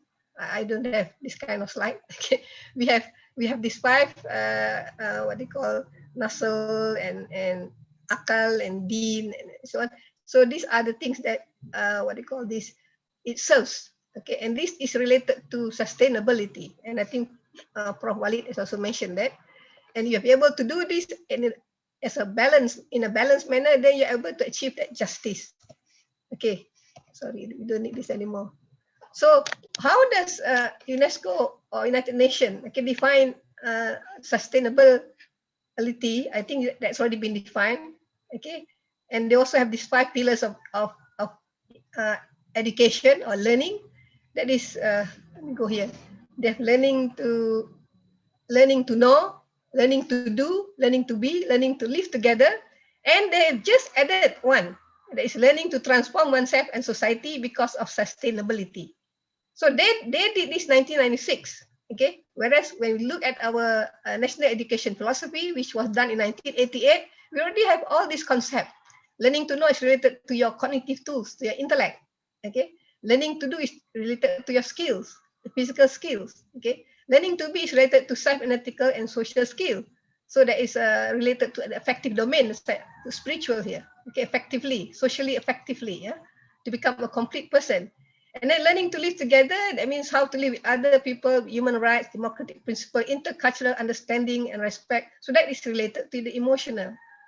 And then now they come up with number 5, learning to transform oneself and society, because they are concerned about sustainability. Okay. Now, so if we look at our concept of education, I believe that we want the balanced and harmonious individual society. We want to be able to preserve all what the Sharia, the Maqasid Sharia wants to preserve, because these are very important. But I wouldn't put faith as a separate item. This is where my diagram would be a bit different from Prof. Zul. I would put faith at the bottom of all of this, because you can't separate faith from any of this. So then there's faith. And if we do this, then we will attain our sa'adah, hayatun tayyibah. And this is the three circles for the SD, okay? And here again, what we have hoped to achieve, this is linking the maqasid, linking faith, and linking the SDG. Although we said that not all of the SDGs are inagreeable, but as Prof. Ali mentioned, most of them are quite similar. Hopefully, we will achieve our justice and sa'adah from there. Okay. Now, ESD, or Education for Sustainable Development, what kind of education is this? And why is UNESCO working very hard to achieve this? Well, when they say education for sustainable development, or ESD, it is one that allows every individual, every human being to acquire knowledge, skills, attitudes, and values necessary to shape a sustainable future. So, and education is a human right and a force for sustainable development, for peace, because education can be empowered to give people the knowledge, skills, and values to live in dignity and build their lives and contribute to their societies. So by giving people the right information, education can change people's values and behavior. They can adopt more sustainable lifestyle, break from the circle of poverty, which Prof. Kamal mentioned just now, malnutrition and disease that affect so many worldwide. But for me, personally, education is not adequate. You can't get what you want through education, changing just education. Okay, the education curriculum and the education activities, because the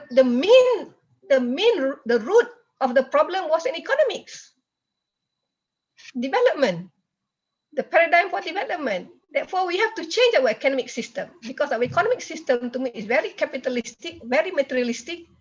So long as we retain that system without balancing it, I think we wouldn't be able to achieve change even through education. So what they expect in ESD, first of all, is we have to change the curriculum, reorient the curriculum to address sustainability and communities' need. And then to identify the knowledge, issues, perspective, skills, and values that are central. So we reorient the curriculum. Let's look at the curriculum, look at knowledge, the issues, the perspective, the values that's needed, and then you integrate it into the curriculum. Doesn't this sound familiar with you? Doesn't this sound like IOK or let's say KBSM, which was done 1988? Because if you look at the integrated curriculum for secondary school in Malaysia, which was the mechanism to translate the philosophy in this education system, one of the principles is to integrate values across all subjects. Okay, so in other words, that is the real meaning of education, to give the adab. And if you look at IOK, one of the definition of IOK is to integrate the Islamic worldviews and values. So it is, they're sort of following us. Okay, so these are the three things. ESD make connection. It connects SD issues in teaching and learning, and that requires innovative participatory teaching method. No more individual method. It is through cooperation.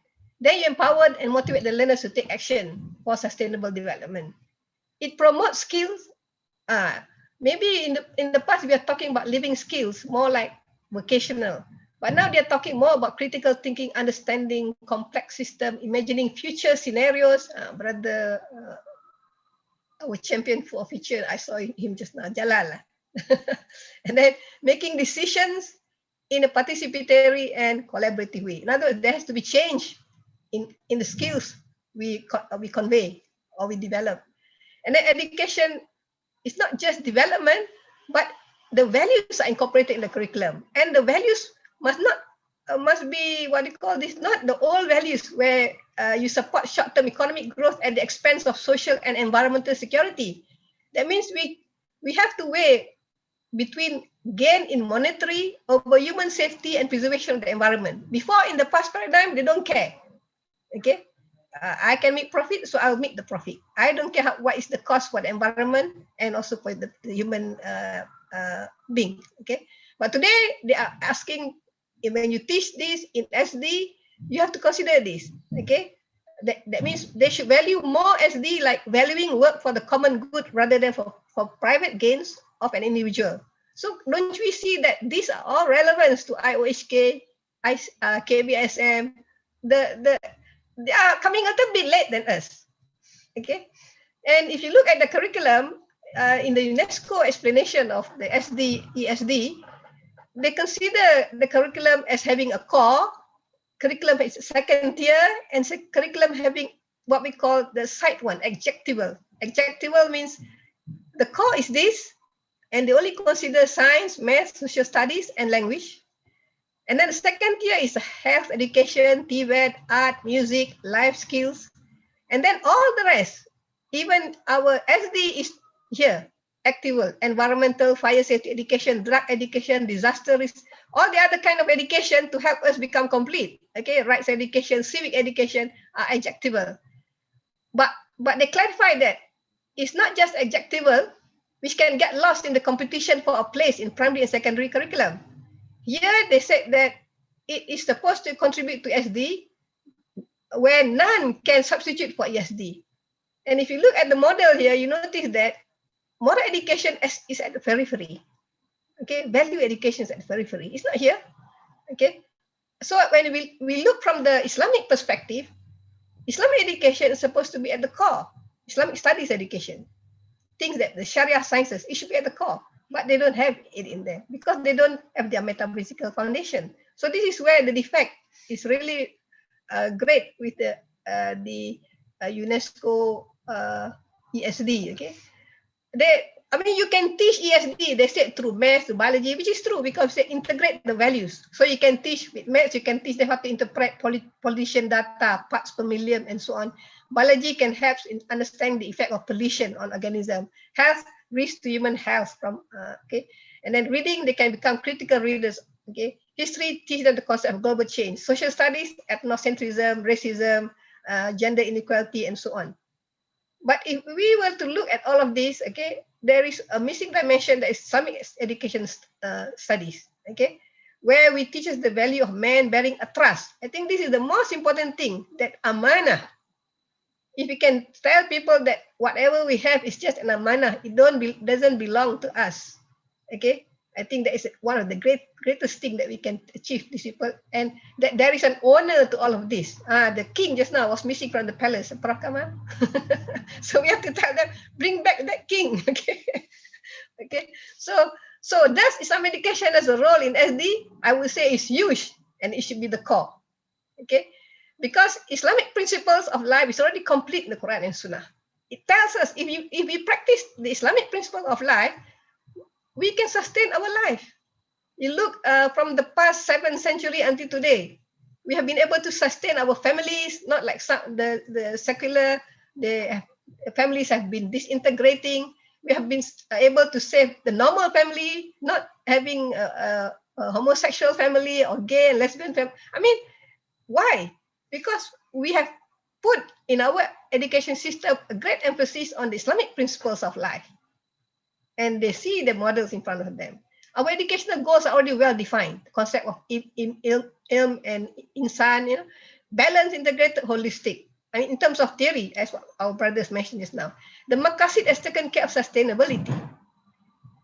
The issue is Islam is regulated SD for believers and non-believers, but the latter choose to behave by their godless philosophy. Our cultures have been peaceful and systematic until modernization happened, as what Brother Walid mentioned just now. We must return to our basic principles. Allah has given many signs before Prophet Muhammad and after of the destruction due to man's behavior. Okay. We must debunk this notion of advanced nation from the Western secular paradigm and the materialistic philosophies. We are always running, even the university now, we are always ranking ourselves. We want to be at par, because these are the advanced nation. But look at the whole nation as a whole, not just look at their scientific innovations, because for them science is God. For us, science is not God. Science is to serve humanity. Okay, and we have to strengthen our community building. And in the Malay world, for example, we have to relive the gotong royong spirit. It's lost. When I was young, okay, this is the thing that engaged all the Muslims, Malays, whenever they have things to do. The whole community will come and cooperate. But we have lost this due to this modernization. We have lost this. Our family also now disintegrating. I used to think once that we can overcome modernity. I mean, I used to debate with my professor there. You know, I said, no, we will not be like you, okay?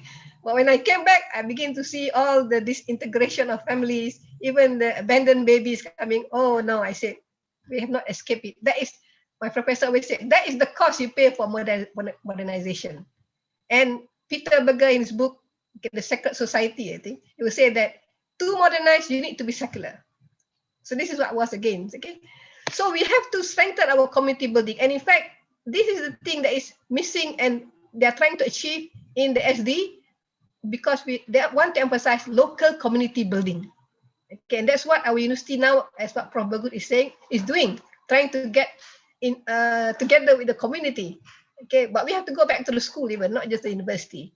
We have to lead again in knowledge, especially the sciences for the sake of humanity, like IIM vision. We have to provide a more meaningful Islamic education that transforms the individual and focus less on material development, how to contribute to the local, regional, and global community. So why I'm saying this, because although we claim that Islamic education has all the principles, let's say do not waste. Okay, look just in terms of one effort, recycling or reusing. If you look at the present generation compared to my generation, my generation, me for example, I would preserve something that can still be mended. If it's clothing, if I can mend the clothing, I would mend it. But for my children's generation, I noticed that as long as it's torn, they would just throw it away and get a new one. So that is waste, and that is also putting more burden to the earth. So this is something that education must transform. Okay, all those values that we mentioned must be implemented. In fact, recycling, I think if you look at Japan, they are better than us. Another thing that I want to remind myself is that education is not just schooling. What we seem to be focusing on schooling. Education involves formal, non-formal, and informal education. Informal and non-formal education are losing ground. Most of the things that how we got our values, mostly they come from the home. Okay, if the home couldn't care less about giving their children values, okay, you will not be able to do all this recycling, reusing, and then the community center. If they don't go to the community center, the mosque anymore, they wouldn't know what the local needs are. They wouldn't know their neighbors. So in other words, we should also re-emphasize our non-formal and informal education, not just schooling. Okay, because values, if you're concerned about values, spirituality, it begins at home. It begins from our parents, yeah, not from our teachers.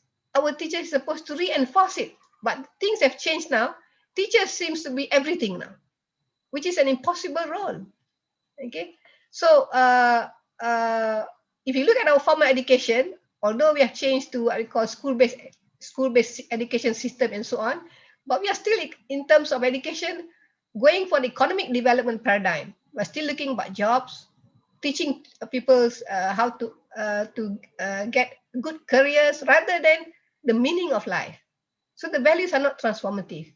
Okay, so for example, when I talk about the previous integrated curriculum for secondary school with the FPK, the National Philosophy of Education, I think what they succeeded from 1988 until today, I can say, okay, is in terms of values integration, they've succeeded only in ibadah and Quran reading, memorization, and so on. More on the religious side, which is good, but they did not supply it with the tadabbur, nor did they supply it with the critical thinking and creative thinking. So in other words, we don't want our students to become very, what do you call this, religious, but also very narrow, because they don't understand the whole concept of life. Okay, so this is whereas actually, if you talk about integration, they have the cleanliness value, the public spirited value, and amana, and so on and so forth. But these are not really translated into action.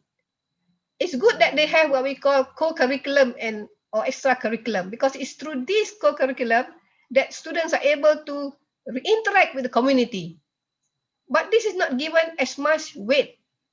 So this is something that we can learn from Japan, and because of that, we know now the Ministry of Education is trying to bring the Japanese concept of tokatsu, okay, or what we call this moral education by doing rather than by theorizing. Okay, so I think they call it a makmur program. They are testing it in a few schools.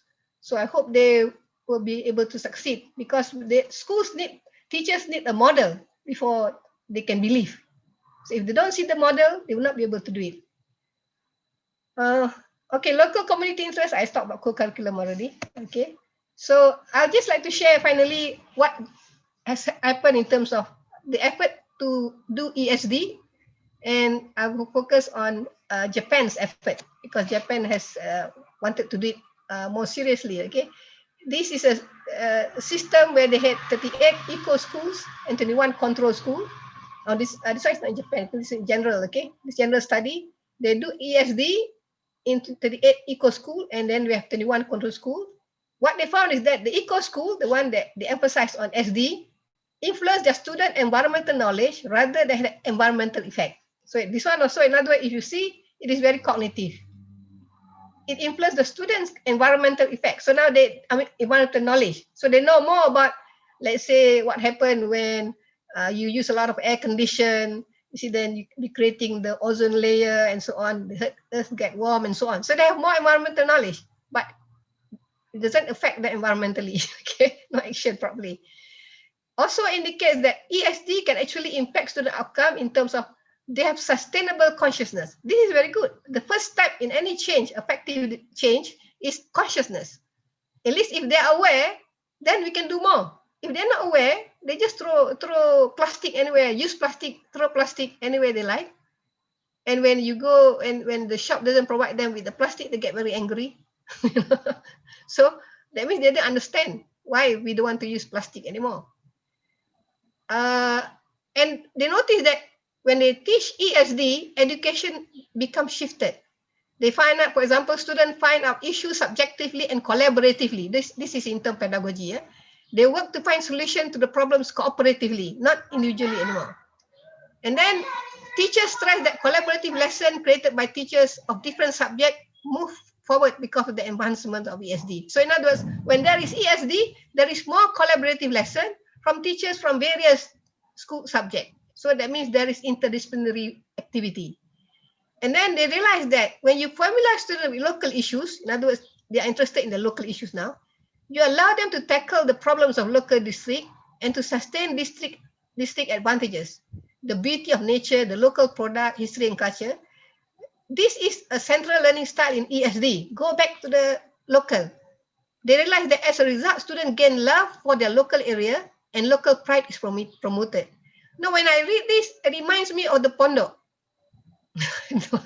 I don't know if you know the pondok are the traditional school, because in the traditional school, the student will be very close with the guru, tuan guru, okay, and they even go to the tuan guru to harvest his paddy during the paddy season, and they bring kerosene to help light the pondok at night, tuan guru masjid. So there is a lot of interaction in those days.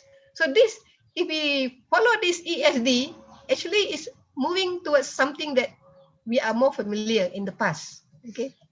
Again, finally, ESD, they found ESD is learner-centered. Okay, focus on collaboration, active learning. But they realized that in the school that they did in Japan, okay, it did not help in critical thinking and democratic decision making. It helps in the way they learn, but this, I guess, depends on how the teacher teach. Okay, students began to be aware of sustainable issues and view them as their own problems.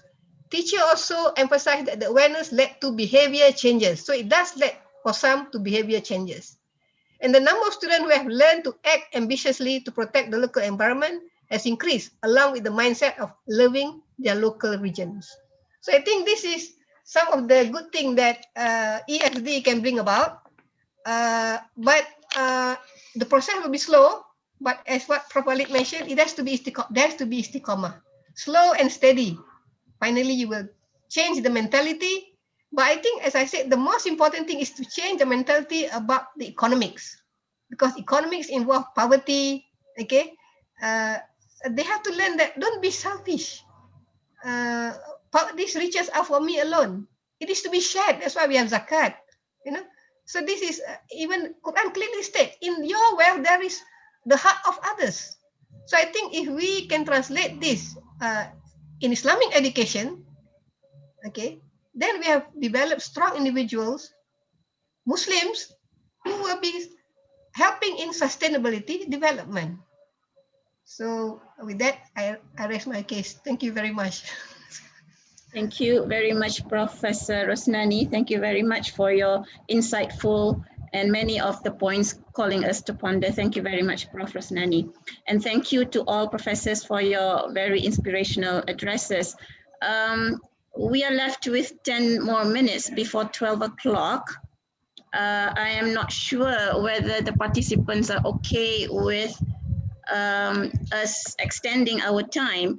If not, then I am not able to give the questions to our presenters because all questions need very long answers because the questions themselves are very long. If we can extend the time until 12:30, for example, then we can entertain those questions.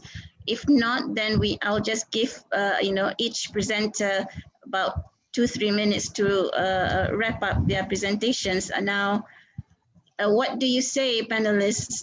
Shall we extend the time until 12:30? It's okay for me. I'm worried about the prayers time. Yes. Oh, today's Friday.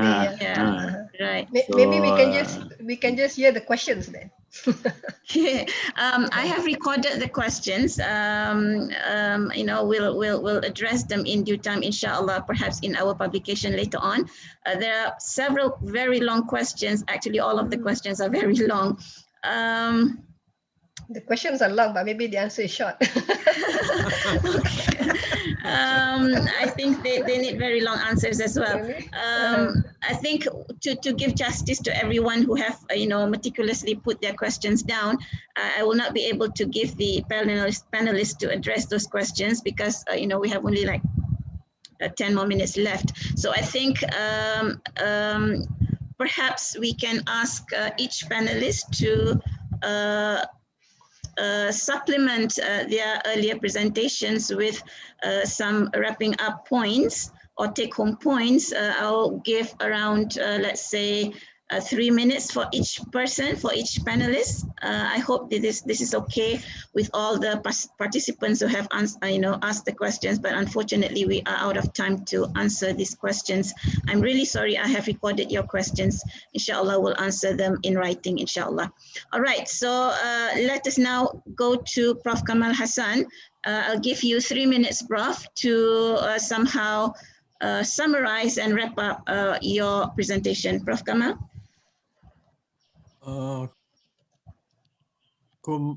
Assalamu alaikum wa rahmatullahi wa barakatuh. Alaikum salam wa rahmatullahi wa barakatuh. Okay, thank you very much. I benefited a lot from the presentation of our learned colleagues.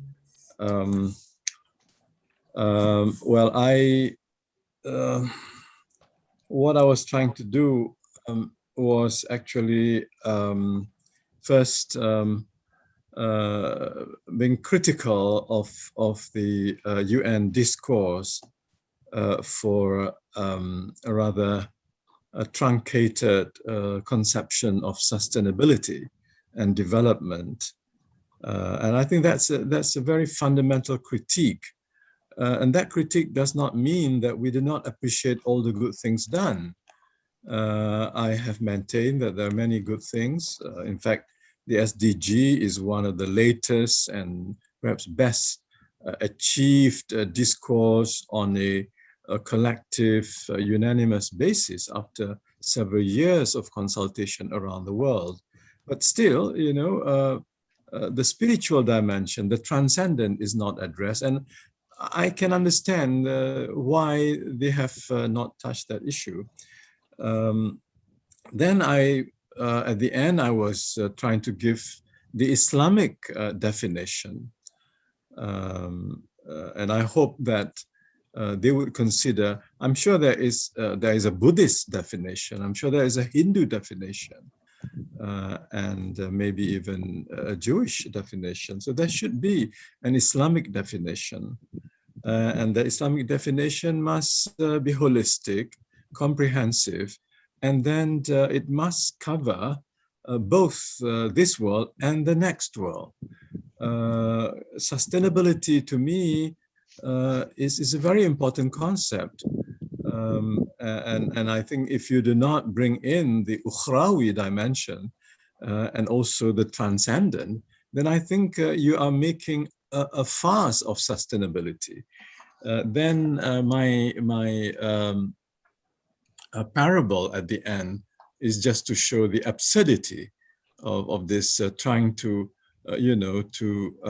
rebuild the palace without knowing the original plan and without even bothering whether there is an owner or not. And that's, I think, try to put yourself from the perspective of the creator rather than the perspective now. It is actually the perspective of the so-called usurped position of ownership of the world, as the human beings own the world. The world is in a wretched situation, so we have to do something about it. And it is a collective, unanimous decision, but nobody wanted to address the transcendence issue. So that is my concern, and that's about. One small thing though, Prof. Rosnani, you were using some of the templates of the rector, and on the issue of the maqasid, I noticed that in the rector's use, the hifzuddin is translated as preservation of faith. I hope we can review this on a very serious basis, because all the scholars, the original scholars, Shatibi, Al-Ghazali, and so on, they were talking about hifzuddin, and al-iman is part of deen. If you remember, the hadith Jibril, he came to teach you your deen. He came to teach you your deen, and that deen was Islam, Iman, Ihsan, and knowledge of alamatul as-sa'ah. Those are the 4 dimensions of deen. And deen, of course, is in Islam, from the Islamic point of view, embraces all the dimensions. And that is why we insist that when we speak about spirituality, then it has to be the basis of all the 17, goals. But once we reduce it to faith, then there is something seriously lacking. But I can understand when the rector does that, because he did say that he did that in the European context. Because I think in the Western context, people do not have much faith in organized religion, deen. They have more faith in faith. The people have faith, but they have faith, but not religion. They have spirituality, but not religion. So in a Western context, that's acceptable. And our rector has been talking to Western audiences. But I think we should not make it a habit to the point that then we lose the original idea of hifzuddin. So I hope this is, addressed, inshallah. How do we translate that then, Prof? Preservation religion? of ad-din al-Islami, or Islamic religion, because religion in the West is not the same. So you can say preservation of the religion of Islam. Okay, thank you. Okay, thank you very much. All right, thank you very much, Prof. Kamal. I would now invite Prof. Walid to sum up. Okay, thank you very much again for coming back. In fact, I would like to stress a couple of ideas. Idea number 1 is sustainability is a kind of regaining conscious about getting society to be coherent again, and also getting the universe, or the relation between man and universe will be more integrated, which is a very good idea. And we need to also, as Islamic tradition, we need to bridge the gap between the heritage in the Islamic tradition, which we have a lot of very deep things that can be contributed to the modern society. So we need to link this again. And also we need to look carefully at the approach that many are taking by destroying the tradition in the Muslim communities. Actually, the Muslim world used to enjoy a lot of diversifying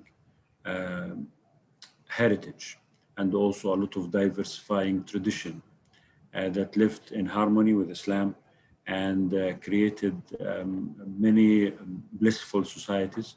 So we need to look into this. We need to study it back. I think Prof. Rosnani mentioned this one also.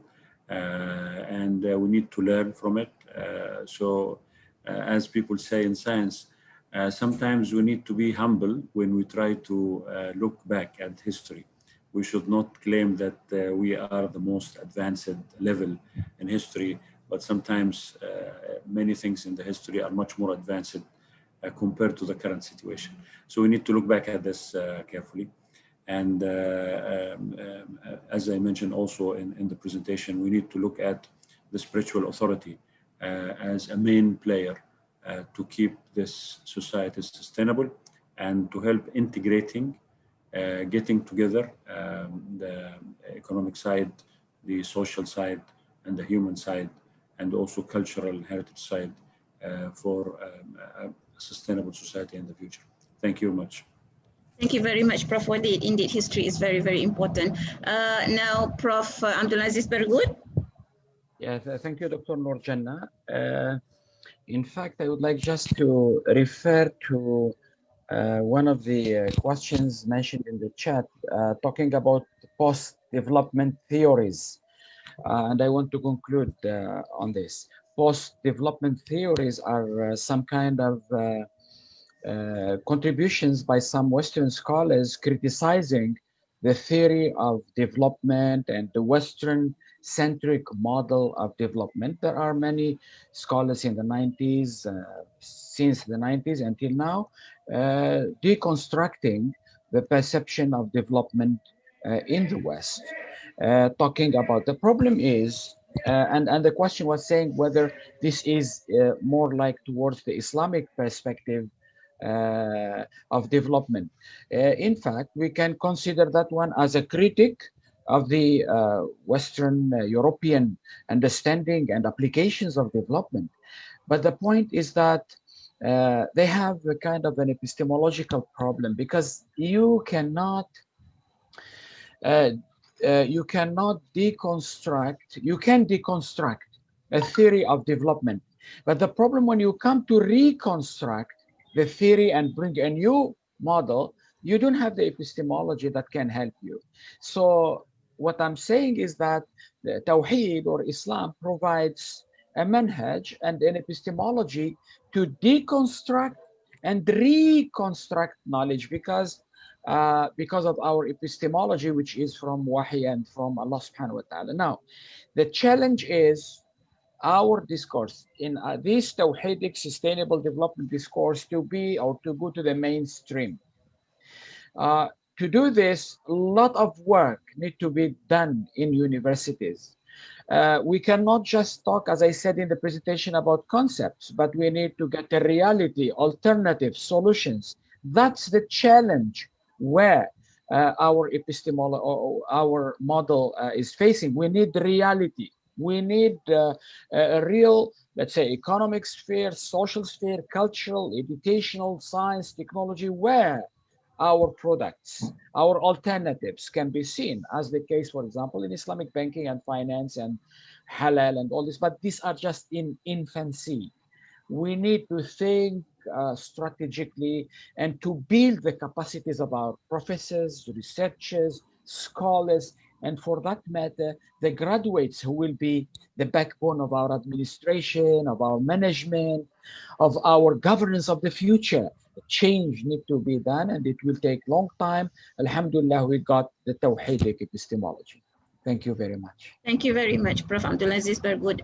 And lastly but not least, Prof. Rosnani, 3 minutes to you. Okay, I just have to say that it's time we provoke our scholars or teachers of Islamic Sharia sciences, okay, that they have to think of the action related to each of the things that they teach, especially if they're talking about ayat and hadith. Translate that into action. Show the student how to translate into action. Otherwise, it's useless, because we know that hadith says that the most valuable person is the one who contributes who's most useful to society. That must be action. So in other words, if you are teaching Quran and hadith, especially Quran, then do some collaborative works with the student. How do we translate that to action? So this has to begin first. If there is no provocation on them, you will not be able to see the change.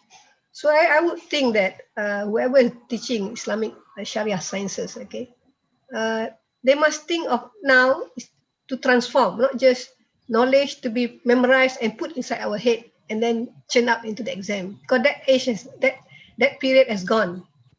The period now is that how do you translate whatever you read or you study into life itself. So I think that's my message. That's it. That's how sustainable development can occur in the Muslim schools. Inshallah, inshallah. Thank you very much, Prof. Rosnani, and thank you very much, professors. I would like now to go back to Prof. Akmal, if he is around, to just wrap up, and then we'll take a photo, group photo, and then we will conclude, inshallah. Prof. Akmal, are you there? Yeah. Dr. Jannah, thank you very much. I cannot express enough thanks to all the panelists for sharing their insights and valuable views. Actually, I learned from Prof. Kamal's parable about the absurdity of not having the spirituality in the model of SDG. I learned from Prof. Walid about the Sharia approaches, the gradualism, perseverance, and the rest. And one of the most standout aspects of Prof. Aziz Baru's presentation about the comparison between economic man, sustainability man, and vicegerent man. And of course, last but not least is the insight from Prof. Rosnani's happiness. I mean, the way that it should be related to sustainability as a model of education. Jazakumullah. And I'm sure that every participant has their own package to take away from the presentation. Our pledge at Centris is that, inshallah, it is a step for us to compile all the presentations and views into, inshallah, a book on sustainability. Thank you very much. Jazakumullah khairah. Back to you, Dr. Jannah. Thank you very much, Prof. Akmal. Now I would like to request everybody to show yourselves so that the people behind the technicalities of this forum would be able to take a picture, take pictures of all of us, inshallah. So, yes. Okay, we start from page 1, starting from Dr. Nurjana until Ramesh. Oh, sorry. Auntie Aziza. Okay.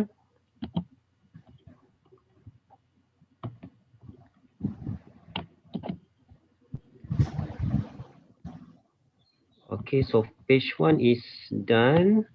So now is on page 2, starting from Brother Mushid until Amin Bay.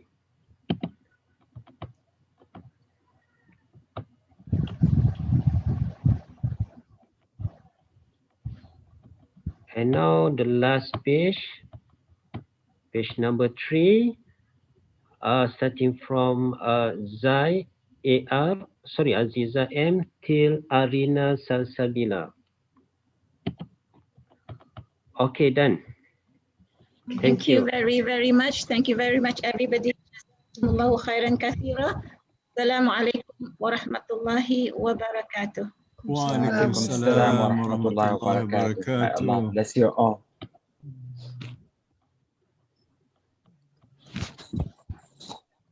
We need to better run right now, or I don't. Jazakumullahu khairan. Thank you. Assalamu alaikum.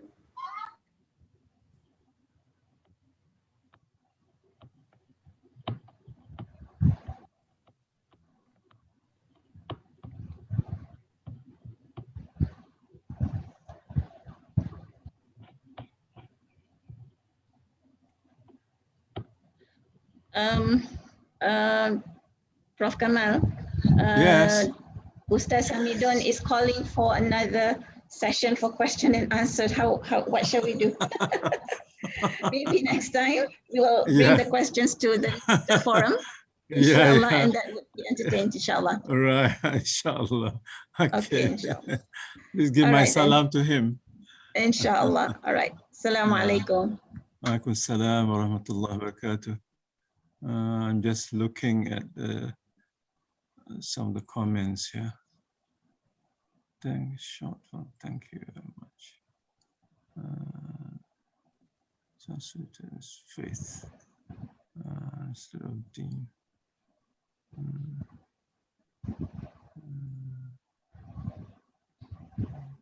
Okay.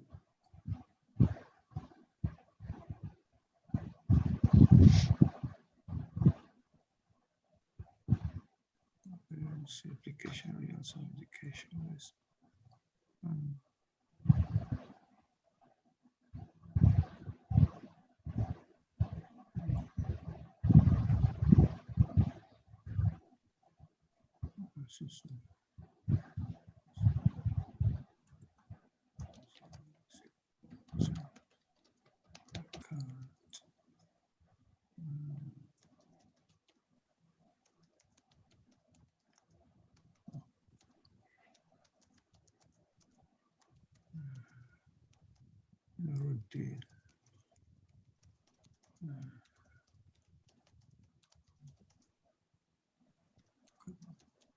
Nigeria.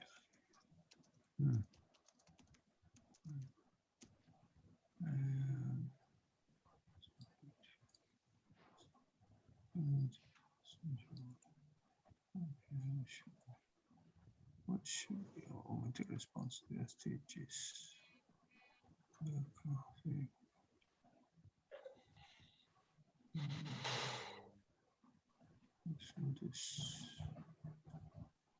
Okay. Okay.